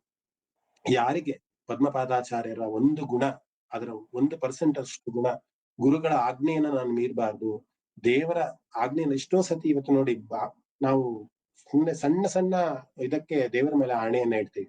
ನಾನು ದೇವರಾಣಿಗೂ ಹೋಗಿಲ್ಲ, ನಾನು ದೇವರಾಣಿಗೂ ಹೇಳಿಲ್ಲ. ಅದು ಇಷ್ಟು ಸಾಧಾರಣವಾಗಿ ಈಗಿನ ಕಾಲದಲ್ಲಿ ಮಕ್ಕಳುಗಳು ಹೇಳ್ತಾರೆ, ದೊಡ್ಡವರು ಮಕ್ಕಳುಗಳು ಹೇಳ್ತಾರೆ, ಅಮ್ಮ ನಾನು ದೇವರಾಣಿಗೂ ತಿಂದಿಲ್ಲ ಅಮ್ಮ, ಆ ಸಣ್ಣ ಬಿಸ್ಕೆಟ್ ಆಣೆ ಇಡ್ತಾರೆ. ಸೊ ಗುರುಗಳ ಆಜ್ಞೆ, ದೇವರ ಆಜ್ಞೆ, ಅದರ ಮಹತ್ವ ಎಷ್ಟು ಅನ್ನೋದನ್ನ ನಾವು ಮರೆತು ಬಿಟ್ಟಿದ್ದೀವಿ. ಸುಳ್ಳುಗಳು, ಅನ್ಯಾಯಗಳನ್ನ ಬಹಳ ನೀಲಾಜಾಲವಾಗಿ ಹೇಳುವಂತಹ ಒಂದು ಪ್ರವೃತ್ತಿಯಲ್ಲಿ ನಾವೆಲ್ಲರೂ ಕೂಡ ಇದ್ದೀವಿ. ಯಾವಾಗ ಈ ಒಂದು ಭ್ರಮೆಯ ಲೋಕದಿಂದ ನಾವು ಆಧ್ಯಾತ್ಮದ ಲೋಕವನ್ನ ಅಥವಾ ವಿಷ್ಣುವಿನ ಕಾಣುವಂತಹ ಒಂದು ಲೋಕಕ್ಕೆ ನಾವು ಯಾವಾಗ ಹೋಗ್ತೀವಿ, ಆಗ ನಿಜವಾದ ಒಂದು ಪಯಣ ನಮ್ಗೆ ಸ್ಟಾರ್ಟ್ ಆಗ್ತಾ ಹೋಗುತ್ತೆ. ಅಂದ್ರೆ ಮುಕ್ತಿಯನ್ನ ಸಿಗುವಂತಹ ಒಂದು ಪಯಣ ಸಾಗ್ತಾ ಹೋಗುತ್ತೆ. ಅದು ಅವನ ಗತಿ, ಅವನೇ ಗತಿ ಅಂತ ನಾವು ಹೋದಲ್ಲಿ ಖಂಡಿತ ಅವನು ನಮ್ಗೆ ಸಿಗ್ತಾ. ಸುಮ್ಮನೆ ಯಾರನ್ನ ಶಿಷ್ಯರಾಗಿ ತಗೊಳ್ಳೋದಿಲ್ಲ. ಅದಕ್ಕೊಂದು ಪರಿಶ್ರಮ ಬೇಕಾಗುತ್ತೆ. ಆ ಪರಿಶ್ರಮದಲ್ಲಿ ದೃಢವಾದಂತಹ ಒಂದು ಅಚಲವಾದಂತಹ ಒಂದು ಮನಸ್ಸಿನ ದೃಢತೆ ಬೇಕಾಗುತ್ತೆ, ಛಲ ಬೇಕಾಗುತ್ತೆ. ಅಂತವರಿಗೆ ಮಾತ್ರ ಪರಮಾತ್ಮ ಸಿಗ್ತಾನೆ, ಪರಮಾತ್ಮ ಕಾಣ್ತಾನೆ ಅನ್ನೋದ್ರಲ್ಲಿ ಯಾವುದೇ ಸಂಶಯ ಇಲ್ಲ. ಅದಕ್ಕೋಸ್ಕರ ಸತಾಂ ಗತಿ ಅನ್ನುವಂತಹ ಒಂದು ನಾಮವನ್ನ ಅರ್ಥೈಸ್ಕೊಂಡು ಮುಂದೆ ನಾಮಕ್ಕೆ ಹೋಗೋಣ. ಒಂದು ನಾಮವನ್ನ ಹೇಳ್ತಾ ಇದ್ರೆ ಇನ್ನಿಷ್ಟು ಹೇಳಬೇಕು ಅಂತ ಅನ್ಸುತ್ತೆ ನನಗೆ ಅಂತೂ. ಮುಂದಿನ ನಾಮ ಅನಿರುದ್ಧ ಅನ್ನುವಂಥದ್ದು. ಸಾಮಾನ್ಯವಾಗಿ ಈ ಹೆಸರನ್ನ ನಾವು ಈಗಿನ ಕಾಲದ ಮಕ್ಕಳಲ್ಲೂ ಕೂಡ ಕೇಳ್ತೀವಿ, ಅನಿರುದ್ಧ ಅಂತ. ಬಹಳಷ್ಟು ಜನ ನನ್ನ ಫ್ರೆಂಡ್ಸ್ ಕೂಡ ಇದ್ದಾರೆ. ಸೊ ಏನು ಅನಿರುದ್ಧ ಅಂದ್ರೆ? ಅನಿರುದ್ಧ ಅಂತ ಅಂದ್ರೆ ಯಾರಿಂದಲೂ ತಡೆಯಲಾಗದ ಅಥವಾ ತಡೆಯೋದಕ್ಕೆ ಆಗೋದಿಲ್ಲ ಅನ್ನುವಂಥ ಅರ್ಥ ಬರೋದು. ಯಾರೋ ಮೀಟ್ ಆಗಿಲ್ಲ, ಲಕ್ಷ್ಮೀ ಮೀಟ್ ಆಗಿ. ಸೊ ಅನಿರುದ್ಧ ಅಂದ್ರೆ ನ ಕೇನಾಪಿ ಪ್ರದುರ್ಭಾವೇಶು ನಿರುದ್ಧ ಇತಿ ಅನಿರುದ್ಧ ಅಂತ ಶಂಕರ ಭಗವತ್ಪಾದರು ಹೇಳ್ತಾರೆ. ಅಂದ್ರೆ ನಿಗದಿತವಾದಂತಹ ಮಾರ್ಗದಿಂದ ತಡೆಯಲು ಅಥವಾ ತಡೆಸಿಕೊಳ್ಳಲು ಸಾಧ್ಯವಾಗದವನು ಅಂತ. ಇನ್ನೂ ಸ್ವಲ್ಪ ಸುಲಭವಾಗಿ ಹೇಳ್ಬೇಕು ಅಂತ ಅಂದ್ರೆ ಸಾಮಾನ್ಯವಾಗಿ ನಾವೇ ಕ್ರಿಯೇಟ್ ಮಾಡಿದಂತಹ ಒಂದು ಸಿಸ್ಟಮ್ ಅಥವಾ ಏನೋ ಒಂದು ನಾವೇ ಒಂದು ಕ್ರಿಯೇಟ್ ಮಾಡಿರ್ತೀವಿ ಅನ್ಕೊಳ್ಳಿ. ಅದಕ್ಕೆ ಸ್ಟಾಪ್ ಯಾವಾಗ ಮಾಡ್ಬೇಕು, ಸ್ಟಾರ್ಟ್ ಯಾವಾಗ ಮಾಡ್ಬೇಕು, ಒಂದು ಮಿಷಿನ್ ಅಂತ ಅನ್ಕೊಳ್ಳಿ. ಅದು ನಮ್ಮ ಕಂಟ್ರೋಲ್ ಅಲ್ಲಿ ಇರುತ್ತೆ, ಯಾಕೆಂದ್ರೆ ಅದು ನಾವೇ ಸೃಷ್ಟಿಸುವಂತಹ ಒಂದು ಕ್ರಿಯೇಷನ್ ಆಗಿರ್ಬೇಕು. ಆದ್ರೆ ಇಲ್ಲಿ ಪರಮಾತ್ಮ ಈ ಸೃಷ್ಟಿಯನ್ನ ಏನ್ ಮಾಡಿದನಲ್ಲ, ಆ ಸೃಷ್ಟಿಯನ್ನ ಅವನು ಮಾತ್ರ ತಡೆಯಬಲ್ಲ ಅಂತ. ಬೇರೆ ಇನ್ಯಾರು ಕೂಡ ತಡೆಯೋದಕ್ಕಾಗೋದಿಲ್ಲ. ಅಂದ್ರೆ ಅವನ ಸಂಕಲ್ಪದಿಂದಲೇ ಇಡೀ ಸೃಷ್ಟಿ ನಡೀತಾ ಇರೋದು ಅಂತ. ಕೇನಾಪಿ ಯಾರು ಕೂಡ ಅವನು ಸೃಷ್ಟಿಸಿದಂತಹ ಈ ಒಂದು ಕ್ರಿಯೇಷನ್ ಏನಿದೆ ಅದನ್ನ ತಡೆಯೋದಕ್ಕಾಗಲ್ಲ. ಯಾರು ತಡೆಯೋದಕ್ಕಾಗತ್ತೆ ಅಂತ ಅಂದ್ರೆ ಅದು ಪರಮಾತ್ಮನೊಬ್ಬನಿಗೋಸ್ಕರನೇ ಆಗೋದು ಅಂತ. ಅದು ಪ್ರಕೃತಿ ವಿಕೋಪ ಆಗಿರ್ಬೋದು. ಇವತ್ತು ಎಷ್ಟೋ ಸತಿ ಬರಗಾಲ ಬರುತ್ತೆ, ಮಳೆ ಇಲ್ಲ ಅಂತ ಅನ್ಸುತ್ತೆ. ನಾವ್ ಏನ್ ಮಾಡಕ್ಕಾಗತ್ತೆ ಮಳೆ ಬಂದಿಲ್ಲ ಅಂದ್ರೆ? ಏನು ಮಾಡಕ್ಕಾಗಲ್ಲ. ಯಾಕೆಂದ್ರೆ ಸೃಷ್ಟಿಸಿದಂತಹ ಪರಮಾತ್ಮನೊಬ್ಬನಿಗೆ ಮಾತ್ರ ಗೊತ್ತು ಯಾವಾಗ ಮಳೆಯನ್ನ ಕೊಡ್ಬೇಕು, ಯಾವಾಗ ಬಿಸಿಲನ್ನ ಕೊಡ್ಬೇಕು, ಯಾವಾಗ ಚಳಿಯನ್ನ ಕೊಡ್ಬೇಕು, ಎಷ್ಟು ಪ್ರಮಾಣದಲ್ಲಿ ಕೊಡ್ಬೇಕು, ಎಂಥವರಿಗೆ ಯಾವ ಜಾಗದಲ್ಲಿ ಹೇಗೆ ಕೊಡ್ಬೇಕು ಅನ್ನೋದು ಅವನಿಗೆ ಮಾತ್ರ ಗೊತ್ತಿರತ್ತೆ. ಸೂರ್ಯ ಇಷ್ಟೇ ಸಮಯಕ್ಕೆ ಉಗಮಿಸ್ಬೇಕು, ಇಷ್ಟೇ ಸಮಯಕ್ಕೆ ಅಸ್ತಂಗತ ಆಗಬೇಕು, ಪೌರ್ಣಿಮೆ ಈಗಲೇ ಆಗ್ಬೇಕು, ಅಮಾವಾಸ್ಯೆ ಈಗಲೇ ಆಗ್ಬೇಕು, ಎಲ್ಲವನ್ನೂ ಕೂಡ ನಿಯಮಬದ್ಧವಾಗಿ ಚಾಚು ತಪ್ಪದೆ ಅವನ ಕಾರ್ಯವನ್ನ, ಅವನ ಕರ್ಮವನ್ನ ಮಾಡ್ತಾ ಇರುವಂತಹ ಏಕೈಕ ಪುರುಷೋತ್ತಮ ನಮ್ಮ ಶ್ರೀಮನ್ನಾರಾಯಣ. ಅದಕ್ಕೋಸ್ಕರ ಅವನಿಗೆ ಅನಿರುದ್ಧ ಅಂತ ಹೆಸರು. ಅಂದ್ರೆ ಯಾರಿಂದಲೂ ಕೂಡ ಅವನು ಮಾಡಿದಂತಹ ಸೃಷ್ಟಿಯನ್ನ ನಿಭಾಯಿಸೋದಕ್ಕೆ ಆಗೋದಿಲ್ಲ. ಯಾರೋ ಒಬ್ಬರ ಕೈಲಿ ನಿಭಾಯಿಸೋಕ್ಕಾಗತ್ತೆ ಅನ್ನೋದಾದ್ರೆ ಅದು ಅನಿರುದ್ಧ. ಅಂದ್ರೆ ಅವನೇ ಮಾತ್ರ ನಿಭಾಯಿಸೋದಕ್ಕಾಗತ್ತೆ ಅಂತ. ರಾಮಾಯಣದಲ್ಲಿ ಬರುವಂತಹ ಬಹಳ ಯಾರು ಕಂಡು ಕೇಳರಿಯದ ಒಂದು ಕಥೆಯನ್ನ ಈ ಒಂದು ನಾಮಕ್ಕೆ ನಾನು ಆಯ್ಕೆ ಮಾಡ್ಕೊಂಡಿದ್ದೀನಿ. ನಿಮ್ಗೆಲ್ಲರೂ ಕೂಡ ಗೊತ್ತಿರೋ ಹಾಗೆ ರಾಮೇಶ್ವರಂ ಅಲ್ಲಿ ದ್ವಾದಶ ಜ್ಯೋತಿರ್ಲಿಂಗದಲ್ಲಿ ರಾಮೇಶ್ವರಂ ಕೂಡ ಒಂದು. ಅದು ಶ್ರೀರಾಮನೇ ಕೂಡ ಪ್ರತಿಷ್ಠಾಪನೆಯನ್ನ ಮಾಡಿದ್ದಾನೆ ಎಂದು ಬಹಳಷ್ಟು ಜನಕ್ಕೆ ಗೊತ್ತಿದೆ ಅಂತ ಭಾವಿಸ್ತೀನಿ. ಒಂದು ಕಾರಣನೂ ಕೂಡ ಇದೆ ಅಲ್ಲ, ಯಾಕೆ ರಾಮ ಬಂದು ರಾಮೇಶ್ವರಂ ಅಲ್ಲಿ ಶಿವಲಿಂಗವನ್ನು ಸ್ಥಾಪನೆ ಮಾಡ್ಬೇಕಾಗಿತ್ತು? ಯಾಕೆ ಅಂದ್ರೆ ಅಲ್ಲಿ ತಮ್ಮ ಗುರುಗಳಾದಂತಹ ಅಗತ್ಯರು ಒಂದ್ಸತಿ ರಾಮನನ್ನು ಕುರಿತು ಹೇಳ್ತಾರೆ, ನೀನು ಶ್ರೇಷ್ಠನಾದಂತಹ ಬ್ರಾಹ್ಮಣನಾದಂತಹ ರಾವಣನ ನೀನು ವಧೆ ಮಾಡಿದ್ಯಾ, ಅದ್ರ ಪಾಪ ನಿನಗೆ ಇದೆ. ಆ ಪಾಪ ನಿನಗೆ ಹೋಗ್ಬೇಕು ಅನ್ನೋದೇ ಆದ್ರ ಪಕ್ಷದಲ್ಲಿ ನೀನು ಒಂದು ಲಿಂಗವನ್ನ ಸ್ಥಾಪನೆ ಮಾಡ್ಬೇಕು. ಅದು ನದಿಯ ದಡದಲ್ಲಿ, ಅಂದ್ರೆ ಸಮುದ್ರದ ದಡದಲ್ಲಿ ಆ ಒಂದು ಲಿಂಗವನ್ನ ಸ್ಥಾಪನೆ ಮಾಡ್ಬೇಕು ಅಂತ ಅಗತ್ಯರು ಶ್ರೀರಾಮನಿಗೆ ಒಂದು ಸಲಹೆಯನ್ನ ಕೊಡ್ತಾರೆ. ರಾವಣನ ಒಂದು ಸಂಹಾರ ಮಾಡಿದ್ಮೇಲೆ ಆ ಒಂದು ಪಾಪದ ಒಂದು ಪ್ರತಿಫಲವಾಗಿ, ಅಂದ್ರೆ ಅವನು ಮಾಡಿದಂತಹ ಪಾಪ, ಅವನು ಕೂಡ ರಾವಣ ಸೀತೆಯನ್ನ ಅಪಹರಣ ಮಾಡ್ಲಿಲ್ಲ ಅಂತ ಅಂದ್ರೆ ರಾಮನಿಗಿಂತ ರಾವಣ ಶ್ರೇಷ್ಠ ಅಂತ ನಮ್ಮ ಶಾಸ್ತ್ರ ಹೇಳುತ್ತೆ. ಯಾಕೆಂದ್ರೆ ಅವನು ಪರಮ ಶಿವಭಕ್ತನಾಗಿದ್ದ, ಮತ್ತೆ ಮೂಲತಃ ಬ್ರಾಹ್ಮಣನಾಗಿದ್ದ, 4 ವೇದಗಳನ್ನು ಕೂಡ ಅರಿದು ಕುಡಿದಿದ್ದ. ಅಂದ್ರೆ ನಿಮ್ಗೆ ಗೊತ್ತಿರ್ಬೇಕಾ ಕತೆ. ರಾಮ ಮತ್ತೆ ರಾವಣ ಯುದ್ಧ ಪ್ರಾರಂಭವಾಗಿ ಕಂಕಣ ಕಟ್ಟಬೇಕು ಅಂದಾಗ ಆ ಇಡೀ ಲಂಕೆಯಲ್ಲಿ ಯಾರಾದ್ರೂ ಒಬ್ರು ಬ್ರಾಹ್ಮಣನ್ನ ಕರ್ಕೊಂಬ ಅಂತ ಅಂದಾಗ ಇಡೀ ಲಂಕೆಯಲ್ಲಿ ಯಾರು ಕೂಡ ಬ್ರಾಹ್ಮಣ ಬಂದವ್ರು ಸಿಗಲ್ಲ. ಅದು ಒಬ್ಬನೇ ಸಿಕ್ಕಿದ್ದು ಅಂತ ಆದ್ರೆ ಅದು ರಾವಣ ಅಂತ. ಯಾಕೆಂದ್ರೆ ಅವನ ಅಷ್ಟು ಪೌರಹಿತ್ಯದಲ್ಲಿ ವೇದಗಳನ್ನ ಅರಿತಿರುವಂತಹ ಒಂದು ಜ್ಞಾನಿ ಆದವನು ಬರೀ ರಾವಣ ಮಾತ್ರ ಆಗಿದ್ದ. ರಾಮ ಆಯ್ತು ರಾವಣನೇ ಕರ್ತ ಅಂತ ಅಂದ್ಬಿಟ್ಟು ರಾವಣ ಪೌರೋಹಿತ್ಯವನ್ನ ಸ್ವೀಕಾರ ಮಾಡಿ ಕಂಕಣವನ್ನ ಕಟ್ತಾರೆ. ಅಂದ್ರೆ ಅವರಿಬ್ಬರ ಒಂದು ಯುದ್ಧಕ್ಕೆ ರಾವಣನೇ ಕಂಕಣ ಕೊಡ್ತಾನೆ. ಅಂದ್ರೆ ನೀವು ಊಹಿಸಿ ರಾವಣ ಎಷ್ಟರ ಮಟ್ಟಿಗೆ ಜ್ಞಾನಿ ಆಗಿದ್ದ ಅಂತ. ಸೊ ಅದಕ್ಕೋಸ್ಕರ ಅವನ ಒಂದು ಪಾಪವನ್ನ ಅವನ ಸಾಯಿಸಿದ ಪಾಪವನ್ನ ನಿವಾರಣೆ ಮಾಡ್ಕೊಬೇಕು ಅಂತ ಅಂದ್ಬಿಟ್ಟು ಶ್ರೀರಾಮರು ರಾಮೇಶ್ವರಂ ಅಲ್ಲಿ ಆ ಒಂದು ಜ್ಯೋತಿರ್ಲಿಂಗದ ಒಂದು ಸ್ಥಾಪನೆಯನ್ನ ಮಾಡ್ತಾರೆ. ಅದಕ್ಕಿಂತ ಮುಂಚೆ ಅಂದ್ರೆ ಆ ಲಿಂಗವನ್ನ ಸ್ಥಾಪನೆ ಮಾಡೋದಕ್ಕಿಂತ ಮುಂಚೆ ರಾಮ ಆಂಜನೇಯನಿಗೆ ಹೇಳ್ತಾರೆ, ನೀನು ಹಿಮಾಲಯಕ್ಕೆ ಹೋಗಿ ಆ ಹಿಮದಲ್ಲಿ ಮಾಡಿರುವಂತಹ ಒಂದು ಲಿಂಗವನ್ನ ತೆಗೆದುಕೊಂಡ್ ಬಾ, ಆ ಲಿಂಗವನ್ನ ನಲ್ಲಿ ಸ್ಥಾಪನೆ ಮಾಡ್ತೇನೆ ಅಂತ. ಯಾಕಂದ್ರೆ ಯಾವಾಗಲೂ ಕೂಡ ಆಂಜನೇಯ ಏನೇ ಹೇಳಿದ್ರು ಕೂಡ ಅಂದ್ರೆ ಅಲ್ಲಿ ರಾಮ ಏನೇ ಮಾಡಿದ್ರು ಕೂಡ ಅಲ್ಲಿ ಆಂಜನೇಯನ ಒಂದು ಸಹಾಯ ಅಥವಾ ಆಂಜನೇಯನ ಒಂದು ಇಂಟರ್ವೆನ್ಷನ್ ಇದ್ದೇ ಇರುತ್ತೆ. ಸೊ ಅದಕ್ಕೋಸ್ಕರ ರಾಮ ಆಂಜನೇಯನಿಗೆ ಹೇಳ್ತಾನೆ, ಅವ್ರು ಹಿಮಾಲಯಕ್ಕೆ ಹೋಗ್ಬಿಟ್ಟು ಒಂದು ಲಿಂಗವನ್ನ ತಗೊಂಡ್ ಆ ಲಿಂಗವನ್ನೇ ನಾನು ಪ್ರತಿಷ್ಠಾಪನೆ ಮಾಡ್ತೀನಿ ಅಂತ. ಆದ್ರೆ ಒಂದು ಮುಹೂರ್ತ ಅಂತ ಇರುತ್ತಲ್ವಾ, ಆ ಮುಹೂರ್ತದಲ್ಲೇ ಸ್ಥಾಪನೆ ಆಗ್ಬೇಕು, ಅದಕ್ಕೆ ಪ್ರಾಣ ಪ್ರತಿಷ್ಠಾಪನೆ ಆಗ್ಬೇಕು ಅನ್ನೋದು ಇರುತ್ತೆ. ಆದ್ರೆ ಯಾವುದೋ ಒಂದು ಕಾರಣಕ್ಕೆ ಆಂಜನೇಯ ಬಹಳ ಲೇಟ್ ಆಗಿ ಬರ್ತಾನೆ. ಲಿಂಗವನ್ನು ಒಂದು ಖಂಡಿತ ತಗೊಂಡ್ ಬರ್ತಾನೆ, ಆದ್ರೆ ಸ್ವಲ್ಪ ತಡವಾಗಿ ಬರ್ತಾನೆ.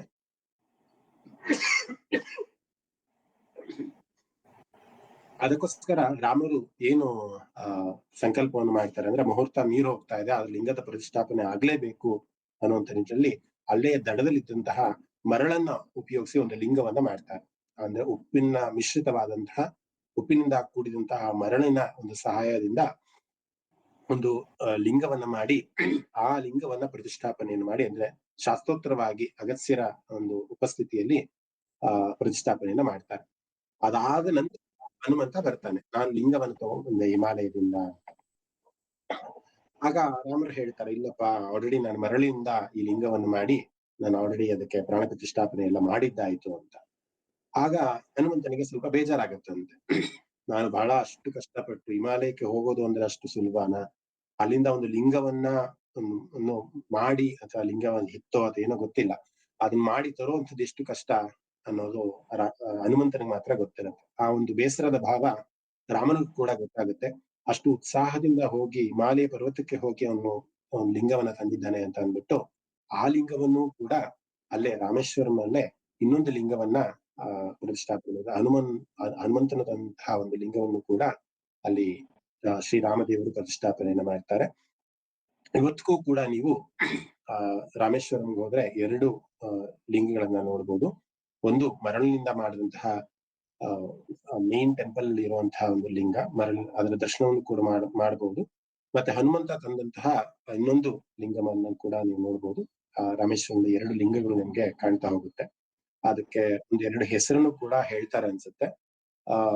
ಭಕ್ತರು ಫಸ್ಟ್ ಬಂದು ಮರಳಿನಿಂದ ಮಾಡಿದಂತಹ ರಾಮೇಶ್ವರಂ ಲಿಂಗವನ್ನ ಮೊದಲು ನೋಡಿ, ನಂತರದಲ್ಲಿ ಹನುಮಂತ ತಂದಂತಹ ಹಿಮಾಲಯದಿಂದ ತಂದಂತಹ ಆ ಲಿಂಗವನ್ನು ಕೂಡ ದರ್ಶನ ಮಾಡಿ ಹೋಗ್ತಾರೆ. ಅದಕ್ಕೆ ವಿಶ್ವಲಿಂಗ ಅಂತ, ಆಂಜನೇಯ ತಂದಂತಹ ಲಿಂಗಕ್ಕೆ ವಿಶ್ವಲಿಂಗ ಅಂತ ಹೆಸರು. ಇನ್ನೊಂದು ಮರಳಿನಿಂದ ಮಾಡಿದಂತಹ ಶಿವಲಿಂಗಕ್ಕೆ ರಾಮನಾಥ ಅನ್ನುವಂತಹ ಒಂದು ಹೆಸರನ್ನ ಇಟ್ಟಿದ್ದಾರೆ. ಇವತ್ತು ಕೂಡ ಯಾರು ರಾಮೇಶ್ವರಂಗೆ ಹೋದ್ರೆ 2 ಲಿಂಗದ ದರ್ಶನಗಳನ್ನ ಮಾಡ್ಕೊಂಡು ಬರ್ಬೋದು. ಸೊ ಇದು ಒಂದು ಕಡೆ ಕತೆ ಆಯ್ತು ಅಂದಾಗ, ಈ ಕತೆ ಮುಂದುವರಿತಾ ಇನ್ನೊಬ್ರು ಭಾಸ್ಕರ ರಾಯರು ಅನ್ನುವಂತಹ ಒಬ್ರು ವಿದ್ವಾಂಸರು ರಾಮೇಶ್ವರಂ ಕ್ಷೇತ್ರಕ್ಕೆ ಭೇಟಿ ನೀಡ್ತಾರೆ. ಸಾಮಾನ್ಯವಾಗಿ ನೀವೆಲ್ಲರೂ ಕೂಡ ಒಂದು ಅನುಮಾನ ಅಥವಾ ನನಗೂ ಕೂಡ ಒಂದು ಅನುಮಾನ ಬರುತ್ತೆ, ಮರಳಿನಿಂದ ಲಿಂಗವನ್ನ ಕಲ್ಲಿನಿಂದ ಎಲ್ಲರೂ ಸಾಮಾನ್ಯವಾಗಿ ಲಿಂಗವನ್ನ ಮಾಡ್ತಾರಲ್ವಾ, ಮರಳಿನಿಂದ ಮಾಡಿದಂತಹ ಲಿಂಗ ಅದು ಉಳಿವಿಕೆಗೆ ಸಾಧ್ಯನಾ? ಅಂದ್ರೆ ಮರಳಿಂದ ಮಾಡಿ ನಾವೇನು ಅಭಿಷೇಕ ಮಾಡ್ತೀವಿ ಆ ಲಿಂಗಕ್ಕೆ ಅಂತ ಅಂದ್ರೆ ಆ ಲಿಂಗ ಕರಗಿ ಹೋಗುತ್ತಲ್ವಾ, ಹೇಗೆ ಮರಳಿಂದ ಲಿಂಗವನ್ನ ಮಾಡೋದಕ್ಕಾಗತ್ತೆ? ಬಹಳಷ್ಟು ಜನ ಅದ್ರ ಬಗ್ಗೆ ಒಂದು ಅನುಮಾನವನ್ನ ವ್ಯಕ್ತಪಡಿಸಿದ್ರಂತೆ. ಅಂದ್ರೆ ಮರಳಿನಿಂದ ಲಿಂಗವನ್ನು ಮಾಡೋದಕ್ಕೆ ಆಗೋದಿಲ್ಲ, ಅಂದ್ರೆ ಈ ಲಿಂಗ ಮರಳಿನಿಂದ ಮಾಡಿದ್ದಲ್ಲ, ಕಲ್ಲಿನಿಂದ ಮಾಡಿದ್ದು ಅಂತ. ಇದು ನಿಜವಾಗಿ ಕಲಿಯುಗದಲ್ಲಿ ನಡೆದಂತಹ ಕಥೆಯನ್ನ ಮತ್ತೆ ನಾನು ಹೇಳ್ತಾ ಇರೋದು. ಇಲ್ಲಿ ಭಾಸ್ಕರಾಚಾರ್ಯರು ಅನ್ನೋರು ಈ ರಾಮೇಶ್ವರನಲ್ಲಿ ಇದ್ದಂತಹ ಈ ರಾಮನಾಥ ಅಥವಾ ರಾಮನಾಥ ಅನ್ನುವಂತಹ ಒಂದು ಲಿಂಗವನ್ನ ಪರೀಕ್ಷೆ ಮಾಡ್ತಾ ಇದ್ದಾರೆ. ಏನಂತ ಪರೀಕ್ಷೆ ಮಾಡ್ತಿದ್ದಾರೆ ಅಂದ್ರೆ, ಅಭಿಷೇಕವನ್ನ ಮಾಡಿ ಅಥವಾ ಚೆನ್ನಾಗಿ ಆ ಲಿಂಗವನ್ನ ಉಜ್ಜಿದ್ರು ಕೂಡ ಅದು ಕರಗತ್ತಾ, ಅಂದ್ರೆ ಉಪ್ಪಿನ ಮಿಶ್ರಿತವಾಗಿರುವಂತಹ ಒಂದು ಲಿಂಗ ಅದು ಕರಗುತ್ತಾ ಅಥವಾ ಇಷ್ಟ ಮಟ್ಟಿಗೆ ಗಟ್ಟಿಯಾಗಿರುತ್ತೆ ಅಂತ ಒಂದು ಪರೀಕ್ಷೆಯನ್ನ ಮಾಡ್ತಾರಂತೆ. ಅಂದ್ರೆ ಆ ಉಪ್ಪಿನ ಲಿಂಗವನ್ನ ಪರೀಕ್ಷೆ ಮಾಡ್ತಾರಂತೆ. ಆ ಪರೀಕ್ಷೆಯಲ್ಲಿ ಒಂದಿಷ್ಟು ಜನಗಳಿಗೆ ಏನು ಅನುಮಾನ ಇತ್ತಲ್ಲ, ಅದು ರಾಮನು ಮಾಡಿರುವಂತಹ ಲಿಂಗ ಉಪ್ಪಿನಿಂದ ಅಥವಾ ಮರಳಿಂದ ಮಾಡಿರುವಂತಹ ಲಿಂಗ ಆದ್ರೂ ಕೂಡ ಅದು ಕರಗುತ್ತೆ ಅನ್ನುವಂತಹ ಒಂದು ಅನುಮಾನ ಸುಮಾರು ಜನಕ್ಕೆ ಇತ್ತು. ಆ ಅನುಮಾನವನ್ನ ದೂರ ಮಾಡ್ಬೇಕು ಅಂತ ಅಂದ್ಬಿಟ್ಟು ಭಾಸ್ಕರಾಚಾರ್ಯರು ಏನ್ ಮಾಡ್ತಾರೆ, ಒಂದಿಷ್ಟು ಉಪ್ಪನ್ನ ಸಂಗ್ರಹ ಮಾಡ್ತಾರೆ. ಎಲ್ಲರೂ ಹತ್ರನು ಸ್ವಲ್ಪ ಉಪ್ಪಿನ ಒಂದು ಇದನ್ನ ತಗೊಂಬನ್ನಿ ಅಂತ ಹೇಳ್ತಾರೆ. ಸಾಮಾನ್ಯವಾಗಿ ಮರಳಿಂದ ಮಾಡಿರೋ ಒಂದು ಲಿಂಗವನ್ನ ಉಪ್ಪಿನಲ್ಲಿ ಹುಜ್ಜಿದ್ರೆ ಅದು ಕರಗುತ್ತೆ ಅಂತ ಹೇಳ್ತಾರೆ. ಸೊ ಅವ್ರು ತಂದ ಉಪ್ಪನ್ನ ಸಾಕ್ಷಾತ್ ಅವರ ಎದುರುಗಡೆನೆ ತಿಕ್ತಾರಂತ. ಅಂದ್ರೆ ಆ ಉಪ್ಪನ್ನ ಹಾಕಿ ಆ ಲಿಂಗವನ್ನ ಉಜ್ತಾರಂತ. ಎಷ್ಟೇ ಉಜ್ಜಿದ್ರು ಕೂಡ ಆ ಲಿಂಗವಾಗೇ ಇರುತ್ತೆ. ಒಂದು ಸ್ವಲ್ಪನೂ ಕೂಡ ಆ ಲಿಂಗ ಭಿನ್ನ ಆಗೋದಿಲ್ಲ. ಅಷ್ಟರ ಮಟ್ಟಿಗೆ ಇರುತ್ತೆ. ಯಾಕೆಂದ್ರೆ ಅದು ಶ್ರೀರಾಮದೇವರು ಮಾಡಿದಂತಹ ಮರಳಿನ ಲಿಂಗ, ಅದಕ್ಕೋಸ್ಕರ. ಸೊ ಈ ಒಂದು ಪರೀಕ್ಷೆಯೂ ಕೂಡ ರಾಮೇಶ್ವರಮಲ್ಲಿರುವಂತಹ ಒಂದು ಲಿಂಗಕ್ಕೆ ಆಗಿದೆ. ಅಂದ್ರೆ ಅಂದ್ರೆ ಮರಳಿಂದ ಮಾಡಿದ್ರು ಕೂಡ ಅದು ಕರಗೋದಿಲ್ಲ. ಅದಕ್ಕೋಸ್ಕರ ಅದಕ್ಕೆ ವಜ್ರೇಶ್ವರ ಲಿಂಗ ಅಂತಾನೂ ಕೂಡ ಕರೀತಾರೆ. ಅಂದ್ರೆ ಅದೆಲ್ಲವೂ ಕೂಡ ಬುಕ್ಕಲ್ಲಿ ಬರೆದಿರುವಂತದ್ದು. ಆ ಮರಳಿಂದ ಮಾಡಿದಂತಹ ಲಿಂಗ ವಜ್ರೇಶ್ವರ ಲಿಂಗ ಅಂತಾನೂ ಕೂಡ ಕರೀತಾರೆ. ಮತ್ತೆ ಇನ್ನೊಂದು ಹನುಮಂತ ತಂದಂತಹ ಲಿಂಗಕ್ಕೆ ವಿಶ್ವಲಿಂಗ ಅಂತಾನೂ ಕೂಡ ಕರೀತಾರೆ. ಅದಕ್ಕೆ ಸೀತಾಮಾತೆ ಸ್ವತಃ ಅವಳೇ ಪೂಜೆ ಮಾಡಿ ಅದಕ್ಕೆ ರಾಮನಾಥ ಅಥವಾ ರಾಮೇಶ್ವರಂ ಅಂತಾನೆ ಅದಕ್ಕೆ ಬಹಳ ಪ್ರಸಿದ್ಧವಾದ ಒಂದು ಹೆಸರು ಕೂಡ ಇದೆ. ಸೊ ಇಲ್ಲಿ ನಾವೇನು ಅರ್ಥ ಮಾಡ್ಕೊಬೇಕು ಈ ಕಥೆಯಿಂದ ಅಂತ ಅಂದ್ರೆ, ಭಗವಂತ ಅಣುರೇಣು ತೃಣಕಾಷ್ಟ ಎಲ್ಲೆಲ್ಲೂ ಕೂಡ ಇರ್ತಾನೆ. ಅದು ಉಪ್ಪಿನಿಂದ ಮಾಡುವಂತಹ ಲಿಂಗನೇ ಇರ್ಬೋದು, ಅಥವಾ ಬೇರೆ ಇನ್ಯಾವುದೇ ಅಂದ್ರೆ ಕಲ್ಲಿನಿಂದನೋ ಅಥವಾ ವಜ್ರದಿಂದನೋ ಹೇಗೆ ಮಾಡಿದ್ರು ಕೂಡ ಆ ಮಾಡುವಂತಹ ಅಥವಾ ಮಾಡಿದ ಮೇಲೆ ಆ ಶಕ್ತಿಯನ್ನ ಕೊಡುವಂತಹ ಒಂದು ಚೈತನ್ಯ ಏನಿದೆ ಅದು ಪರಮಾತ್ಮನಿಗೆ ಮಾತ್ರನೇ ಸಾಧ್ಯ ಅಂತ. ನಾವ್ ಯಾಕೆ ರಾಮನನ್ನ, ವಿಷ್ಣುವಿನ ತತ್ವ ರಾಮನಲ್ಲಿ ಇದೆ ಅಂತ ನಾವ್ ಯಾಕೆ ನಂಬುತ್ತೀವಿ ಅಂತ ಅಂದ್ರೆ, ಇವೆಲ್ಲ ಪುರಾವೆಗಳು ನಮ್ಗೆ ನಮ್ಮ ಪುರಾಣಗಳಲ್ಲಿ ಸಿಗ್ತಾ ಹೋಗುತ್ತೆ. ಬಹಳಷ್ಟು ಅನುಮಾನಗಳು, ಪ್ರಶ್ನೆಗಳು ನಮ್ಗೆ ಸದಾ ಮೂಡ್ತಾ ಹೋಗುತ್ತೆ. ನಮ್ಮ ಕಥೆಗಳಲ್ಲೇ ಒಂದಿಷ್ಟು ಅನುಮಾನಗಳು ಮೂಡ್ತಾ ಹೋಗುತ್ತೆ. ಇದು ಈ ರೀತಿ ನಡೆದಿರೋದು ನಿಜಾನ? ಈ ರೀತಿ ನಿಜವಲ್ಲೂ ಆಗಿರತ್ತಾ? ನಮ್ಮ ಭಾರತೀಯ ಪರಂಪರೆಯಲ್ಲಿ ಜ್ಞಾನದ ಬಗ್ಗೆ ಅಥವಾ ಶಾಸ್ತ್ರದ ಬಗ್ಗೆನೆ ಅನುಮಾನ ಪಡುವಂತಹ ಬಹಳಷ್ಟು ಉದಾಹರಣೆಗಳನ್ನ ನಾವು ನೋಡ್ತಾ ಹೋಗ್ಬೋದು. ಅದರಲ್ಲಿ ಈ ಮರಳಿನ ಲಿಂಗದ ಒಂದು ಕಥೆಯೂ ಕೂಡ ಬರ್ತಾ ಹೋಗುತ್ತೆ. ಆತ್ಮಲಿಂಗದ ಕಥೆನೂ ಕೂಡ ಇದೆ. ಅದು ಕೂಡ ನಿಮ್ಗೆಲ್ಲರೂ ಕೂಡ ಗೊತ್ತಿರುವಂತದ್ದೇ. ಸೊ ಇಲ್ಲಿ ಈ ನಾಮವನ್ನ ನಾ ಎಕ್ಸ್ಪ್ಲೈನ್ ಮಾಡ್ಬೇಕಾದ್ರೆ, ಅನಿರುದ್ಧ ಅಂತ ಅಂದ್ರೆ ಪರಮಾತ್ಮನೊಬ್ಬನಿಗೆ ಮಾತ್ರನೇ ಆ ಶಕ್ತಿ ಇದೆ. ಅವನೇ ಸೃಷ್ಟಿಸಿದಂತಹ ಈ ಪ್ರಪಂಚದಲ್ಲಿ ಮರಳಿನ ಲಿಂಗವೂ ಕೂಡ ಕರಗದೆ ಇರೋ ಹಾಗೆ ಮಾಡುವಂತ ಶಕ್ತಿ ಅದು ಬೇರೆ ಇನ್ಯಾರೋ ಆ ಲಿಂಗವನ್ನು ಮಾಡಿದ್ರೆ ಖಂಡಿತ ಅದು ಆಗ್ತಾ ಇರ್ಲಿಲ್ಲ. ಅದು ಶ್ರೀರಾಮ ಸ್ವತಃ ಆ ಲಿಂಗಕ್ಕೆ ಶಕ್ತಿಯನ್ನ ಕೊಟ್ಟಿರುವಂತಹ ಒಂದು ಸ್ಥಿತಿಗೆ ಆ ಲಿಂಗ ಅದು ಹಾಗೆ ಕಲ್ಲಿನ ರೂಪವಾಗಿ ಮಾರ್ಪಾಡಾಗಿದೆ ಅನ್ನೋದನ್ನ ಅದನ್ನ ಅರ್ಥೈಸ್ಕೊಂತ ಹೋಗ್ಬೋದು. ಸೊ ಇಲ್ಲಿ ಅನಿರುದ್ಧ ಅವನಿಗೆ ಮಾತ್ರ ಆ ರೈಟ್ಸ್ ಎಲ್ಲವೂ ಕೂಡ ಇದೆ. ಅಂದ್ರೆ ಆ ಒಂದು ಕಲ್ಲನ್ನ ಮಣ್ಣು ಮಾಡುವಂಥದ್ದು, ಮಣ್ಣನ್ನ ಕಲ್ಲು ಮಾಡುವಂಥದ್ದು, ಅಥವಾ ವೈಚಿತ್ರ್ಯಗಳನ್ನ ಮಾಡುವಂಥದ್ದು, ಬೇಸಿಗೆಯಲ್ಲಿ ಮಳೆ ಭರಿಸುವಂಥದ್ದು, ಅಥವಾ ವಾತಾವರಣವನ್ನ ಬದಲಾಯಿಸುವಂಥದ್ದು, ಎಲ್ಲವನ್ನೂ ಕೂಡ ಅವನೇ ಕಂಟ್ರೋಲ್ ಆಗಿಟ್ಕೊಂಡಿದ್ದಾನೆ. ಅದಕ್ಕೋಸ್ಕರ ನಾವು ಅವನಿಗೆ ಅನಿರುದ್ಧ ಅನ್ನುವಂತಹ ಹೆಸರಿನಲ್ಲಿ ಕರಿತಾ ಹೋಗ್ತೀವಿ ಅಂತ ಅರ್ಥೈಸ್ಕೊಬಹುದು. ಇನ್ನೊಂದು ನಾಮವನ್ನು ನೋಡೋಣ. 5 ಕಾಲ ಆಗಿದೆ.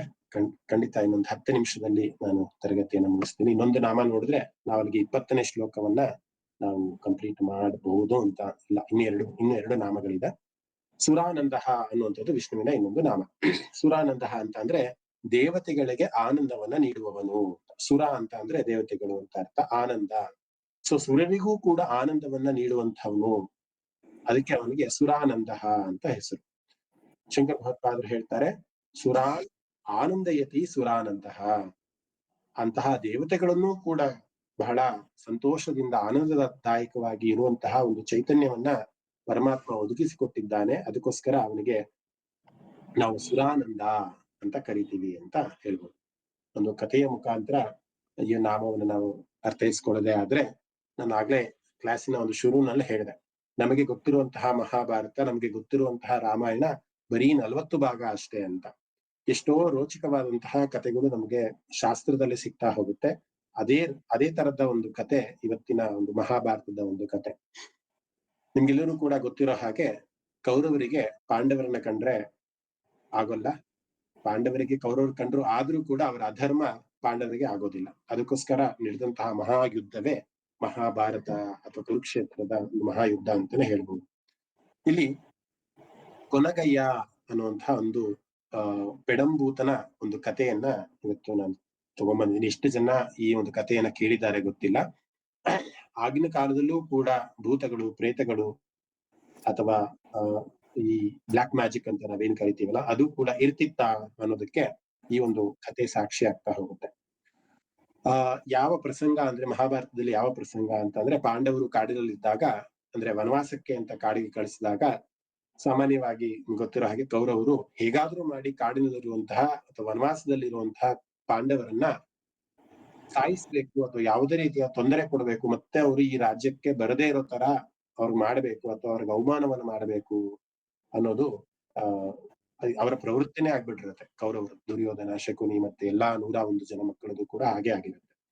ಒಂದು ದಿನ ಏನಾಗುತ್ತೆ, ಕಾಡಿಗೆ ಹೋಗಿ, ಅಂದ್ರೆ ಈ ದುರ್ಯೋಧನ, ದುಶ್ಯಾಸನ ಇವರೆಲ್ಲರೂ ಕೂಡ ಕಾಡಿಗೆ ಹೋಗಿ ಪಾಂಡವರ ಒಂದು ಗೇಲಿಯನ್ನ ಮಾಡ್ಬೇಕು, ಅಂದ್ರೆ ನಾನು ರಾಜ್ಯದಲ್ಲಿ ಬಹಳ ಸುಭಿಕ್ಷೆಯಿಂದ, ಅಂದ್ರೆ ಬಹಳ ಗರ್ವದಿಂದ ನಾನಿದ್ದೀನಿ, ನೀವೆಲ್ಲ ಕೂಡ ನಾರುಮಡಿ ಬಟ್ಟೆಯನ್ನ ತೊಟ್ಟು ಕಾಡಿನಲ್ಲಿ ವಾಸ ಮಾಡ್ತಾ ಇದ್ದೀರಾ, ನಿಮ್ಮ ಯೋಗ್ಯತೆ ಅಷ್ಟೇ ಅನ್ನುವಂತಹ ಒಂದು ಟೀಕೆಯನ್ನ ಮಾಡ್ಬೇಕು ಅಂತ ಅಂದ್ಬಿಟ್ಟು ಕೌರವರೆಲ್ಲರೂ ಕೂಡ ಒಂದ್ಸತಿ ಕಾಡಿಗೆ ಹೋಗ್ತಾರೆ. ಅಂದ್ರೆ ವನವಾಸದಲ್ಲಿದ್ದಂತಹ ಕಾಡಿಗೆ ಪಾಂಡವರ ಎದುರುಗಡೆ ಹೋಗ್ತಾರೆ.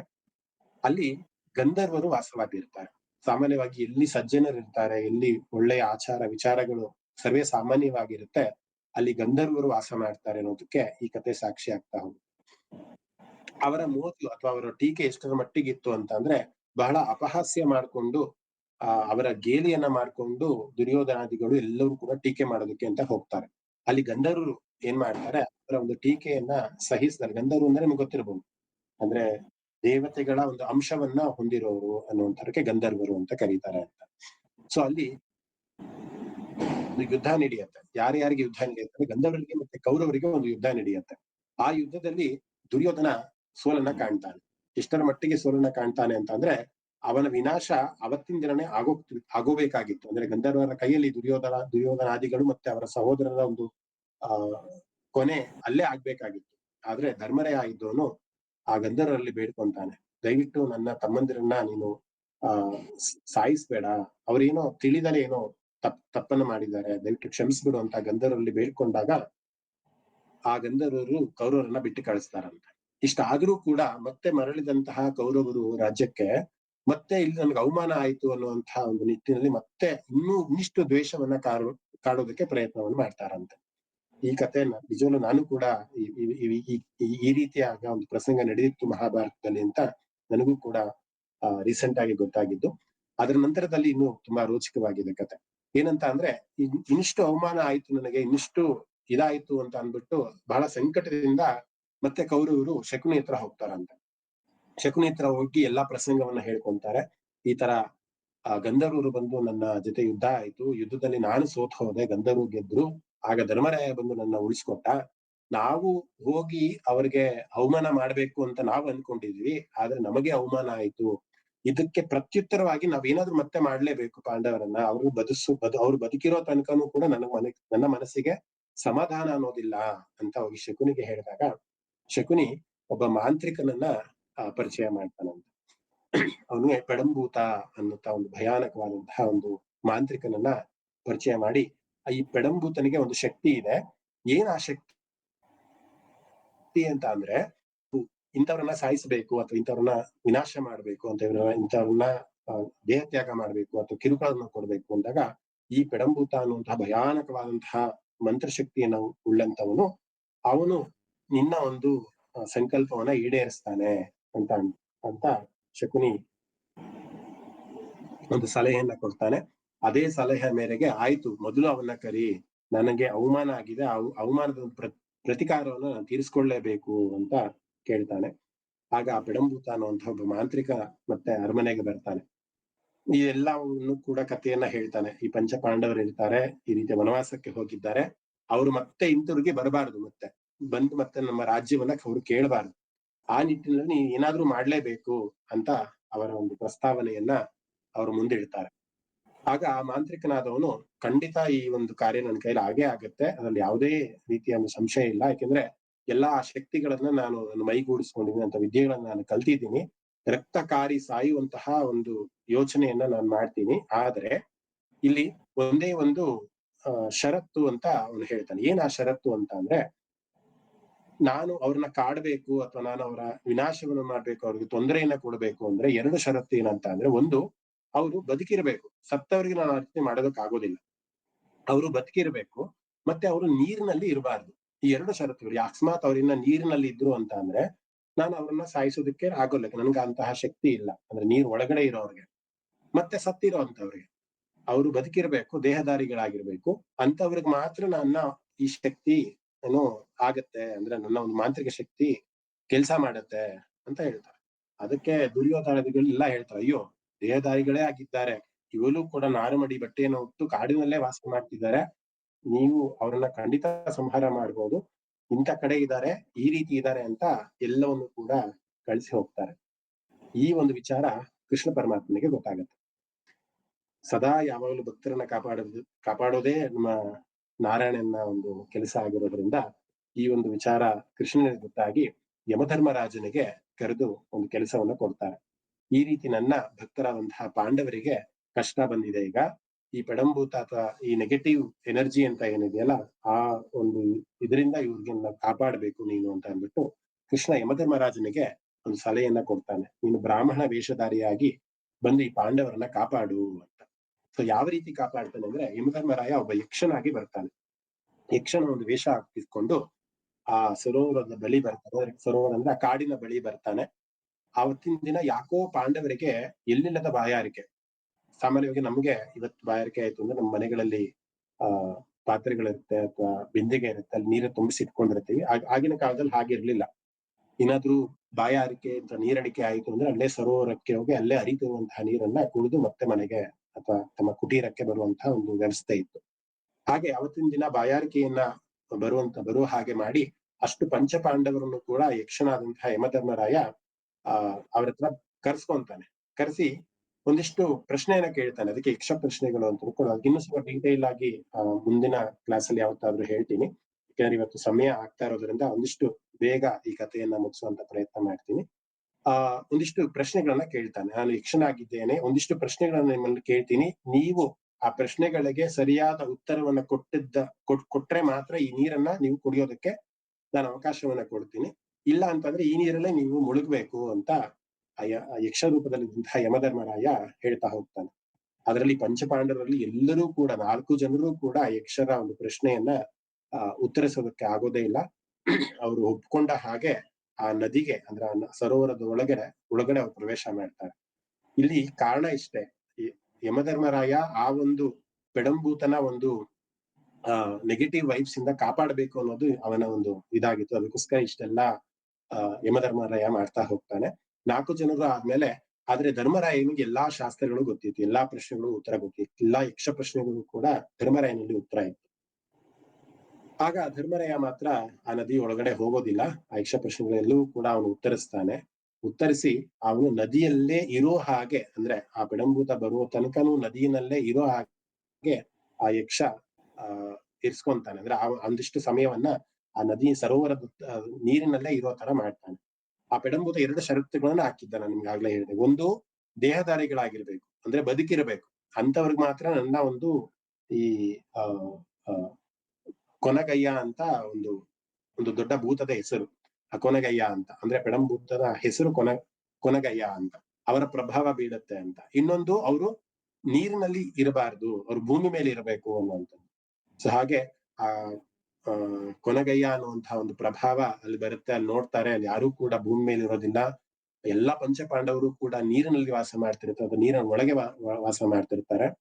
ಆದ್ರೆ ಈ ಕೊನಗಯ್ಯನ ಒಂದು ಪ್ರಭಾವ ಏನು ಅಂತಂದ್ರೆ, ಒಂದು ಸತಿ ಅವನಿಗೆ ಕೋಪ ಬಂತು, ಒಂದು ಸತಿ ಅವನು ಆ ನೆಗೆಟಿವ್ ಎನರ್ಜಿನ ತಾಳ್ಕೊಂಡ ಅಂತಂದ್ರೆ ಅವನು ಎಂದಿಗೂ ಮತ್ತೆ ಇನ್ನೊಬ್ಬರನ್ನ ರಕ್ತ ಹೀರಿ ಸಾಯಿಸೋ ತನಕ ಮತ್ತೆ ಅವನ ಶಕ್ತಿ ಕ್ಷೀಣಿಸೋದಿಲ್ಲ. ಅಂತಹ ಒಂದು ಶಕ್ತಿ ಪೆಡಂಭೂತನಿಗೆ ಇದ್ದಂಥದ್ದು.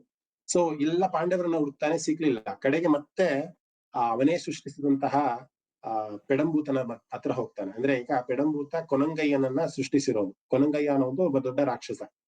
ಈ ರಾಕ್ಷಸನ ಪ್ರವೃತ್ತಿ ಅಥವಾ ಸ್ವಭಾವ ಏನು ಅಂತ ಅಂದ್ರೆ ಅವನು ರಕ್ತವನ್ನ ಕುಡಿದೆ ಮತ್ತೆ ಅವನ ಶಕ್ತಿನ ಕ್ಷೀಣ ಮಾಡ್ಕೊಬೇಕು. ಇಲ್ಲಿ ಯಾರು ಸಿಗ್ಲಿಲ್ಲ ಅವನಿಗೆ. ಪಾಂಡವರು ಯಾರು ಸಿಗ್ಲಿಲ್ಲ ಅವನಿಗೆ. ಯಾಕೆಂದ್ರೆ ಒಂದು ಷರತ್ತು ಏನಂದ್ರೆ ಅವ್ರು ನೀರಲ್ಲಿ ಇರಬಾರದು ಅನ್ನುವಂಥದ್ದು. ಸೊ ಅದಕ್ಕೆ ಏನ್ ಮಾಡ್ತಾನೆ, ಮತ್ತೆ ಪೆಡಂಬೂತನ ಹತ್ರ ಬಂದು ಮತ್ತೆ ಪೆಡಂಬೂತನ ರಕ್ತವನ್ನೇ ಅವನು ಕುಡಿತಾನಂತೆ ಕೊನಂಗಯ್ಯ ಅನ್ನುವಂತ. ಕೊನೆಗೆ ಅವನು ಕುಡಿದಾಗ ಮತ್ತೆ ಅವರ ರಾಜ್ಯಕ್ಕೆ ಬರ್ತಾರೆ. ಯಾರು ಪೆಡಂಬೂತ ರಾಜ್ಯಕ್ಕೆ ಬಂದಾಗ ಹೇಳ್ತಾರೆ, ಇವ್ ಪಾಂಡವರನ್ನ ಸಾಯಿಸ್ಬಿಟ್ರ, ಅವ್ರ ಅಂತ್ಯ ಆಗೋಯ್ತಾ ಅಂತ ಬಹಳ ಉಲ್ಲಾಸದಿಂದ ಉತ್ಸಾಹದಿಂದ ದುರ್ಯೋಧನ ಕೇಳ್ತಾನಂತೆ ಆ ಒಂದು ಕೊನಂಗಯ್ಯನನ್ನ. ಅವರು ಇಲ್ಲ ಅಂತ ಹೇಳಿದಾಗ ಬಹಳ ವಿಷಾದದಿಂದ ಮೋರೆ ಮುಖ ಹಾಕೊಂಡು ಅಲ್ಲೂ ಕೂಡ ನಾನು ಸೋತೆ, ಅಲ್ಲೂ ಕೂಡ ನನ್ನ ಮಾನಭಂಗ ಆಯ್ತು ಅಂತ ಹೇಳುತ್ತೆ. ಮುಂದುವರಿದ ಕತೆ ಇನ್ನೊಂದು ಏನ್ ಹೇಳುತ್ತೆ ಅಂದ್ರೆ ಅವ್ರು ದುರ್ಯೋಧನನ್ನೇ ಕೂಡ ಸಾಯಿಸೋದಕ್ಕೆ ಆ ಪೆಡಂಬೂತ ಮುಂದಾಗತ್ತೆ. ಆಗ ಧರ್ಮರಾಯ ಮತ್ತೆ ಅಂದ್ರೆ ಧರ್ಮರಾಯ ಪಾದಸ್ಪರ್ಶ ಆದಾಗ ಮಾತ್ರನೇ ಆ ಪೆಡಂಬೂತ ಬಿಡೋದು ಅನ್ನೋಂತಹದ್ದು ಇವ್ರಿಗೆ ಭೀಷ್ಮರಿಗೆ ಗೊತ್ತಿರುತ್ತೆ.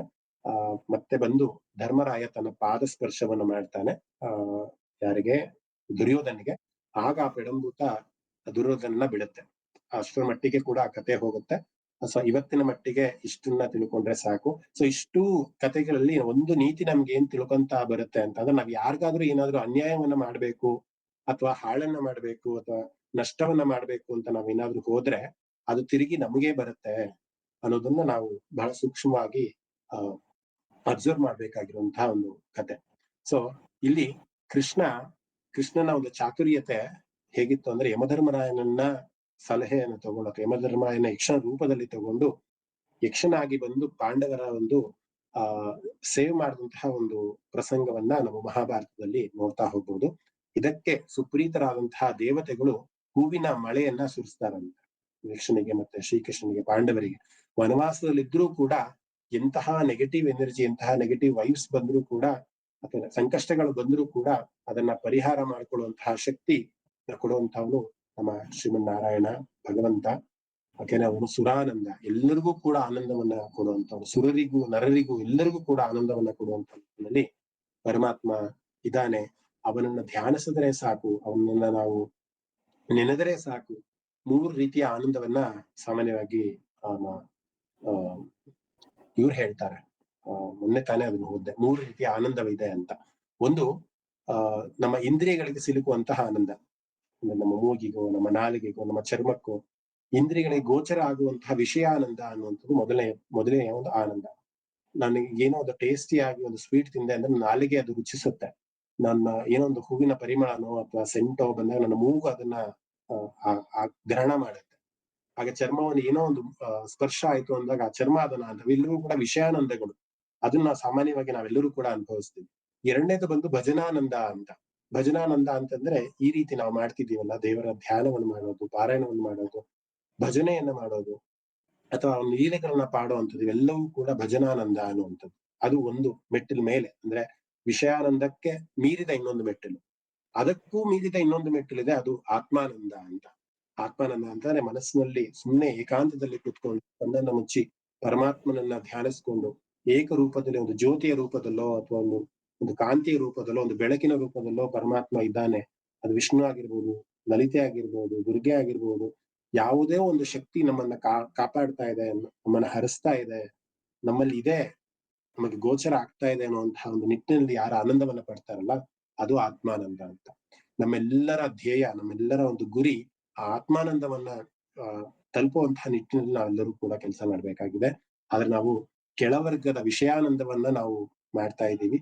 ಆ ವಿಷಯಾನಂದದ ಬಿಟ್ಟು ನಾವು ಭಜನಾನಂದನೋ ಅಥವಾ ಆತ್ಮಾನಂದನೋ ಕಡೆಗೆ ಹೋಗೋಣ, ಧ್ಯಾನವನ್ನು ಮಾಡೋಣ, ಪರಮಾತ್ಮನ ಒಂದು ಅನುಗ್ರಹಕ್ಕೆ ನಾವೆಲ್ಲರೂ ಕೂಡ ಪಾತ್ರರಾಗೋಣ. ಯಾವಾಗ ನಮಗೆ ಇವೆಲ್ಲವೂ ಕೂಡ ಗೋಚರ ಆಗುತ್ತೆ, ಇವೆಲ್ಲವೂ ಕೂಡ ನಮ್ಗೆ ಸಿಗ್ತಾ ಹೋಗುತ್ತೆ ಅಂತ ಅಂದ್ರೆ ಯಾವಾಗ ನಾವು ಪರಮಾತ್ಮನಿಗೆ ಹತ್ತಿರ ಆಗ್ತಾ ಹೋಗ್ತೀವಿ, ಅವನ ಕೀರ್ತನೆಗಳನ್ನ ಕೇಳ್ತೀವಿ, ಅವನ ನಾಮಗಳನ್ನ ಜಪಿಸ್ತೀವಿ, ಅವನ ಕಥೆಗಳನ್ನ ಕೇಳ್ತೀವಿ, ಶಾಸ್ತ್ರಗಳನ್ನ ಓದ್ತೀವಿ, ಆಗ ಮಾತ್ರ ನಾವು ಪರಮಾತ್ಮನಿಗೆ ಅರ್ಥ ಆಗ್ತಾ ಹೋಗುತ್ತೆ. ಯಾಕೆಂದ್ರೆ ನಮ್ಗೆ ಗೊತ್ತಾಗತ್ತಲ್ವಾ ಪರಮಾತ್ಮ ಏನು ಅಂತ ನಮ್ಗೆ ಗೊತ್ತಾಗ್ತಾ ಹೋಗುತ್ತೆ.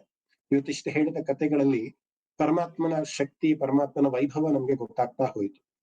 ಹಾಗೆ ಅವನ ಲೀಲೆಗಳನ್ನ, ಅವನ ಕಥೆಗಳನ್ನ, ಅವನ ವೈಭವವನ್ನ ನಾವು ಹರಿಸಿ ಹೋದಾಗ ಈ ಆತ್ಮಾನಂದವನ್ನ ನಾವು ಪಡ್ಕೊಳ್ಳೋದಕ್ಕೆ ಸಾಧ್ಯ ಆಗುತ್ತೆ.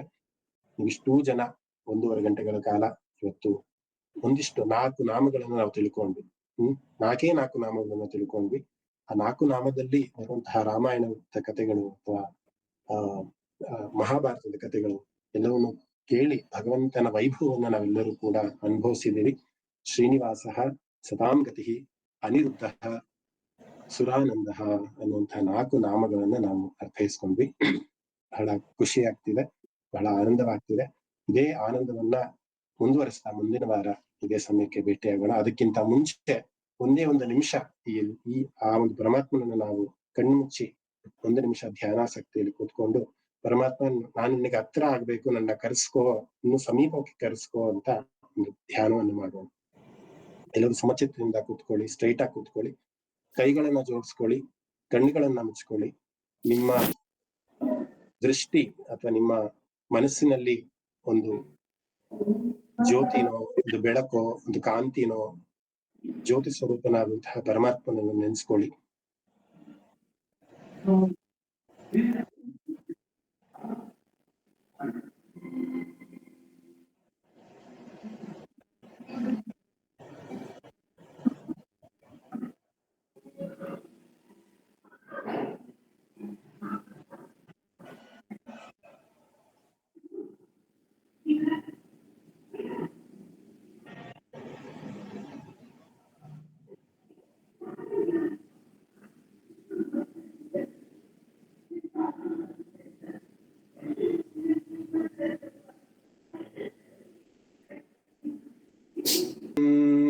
ಸುಖಿನಃ ಸರ್ವೇ ಸಂತು ನಿರಾಮಯಾಃ ಸರ್ವೇ ಭದ್ರಾಣಿ ಪಶ್ಯಂತು ಮಾ ಕಶ್ಚಿತ್ ದುಃಖಭಾಗ್ ಭವೇತ್. ಓಂ ಶಾಂತಿ ಶಾಂತಿ ಶಾಂತಿ. ಶ್ರೀ ಗುರುಭ್ಯೋ ನಮಃ. ಹರಿ ಓಂ ತತ್ಸತ್.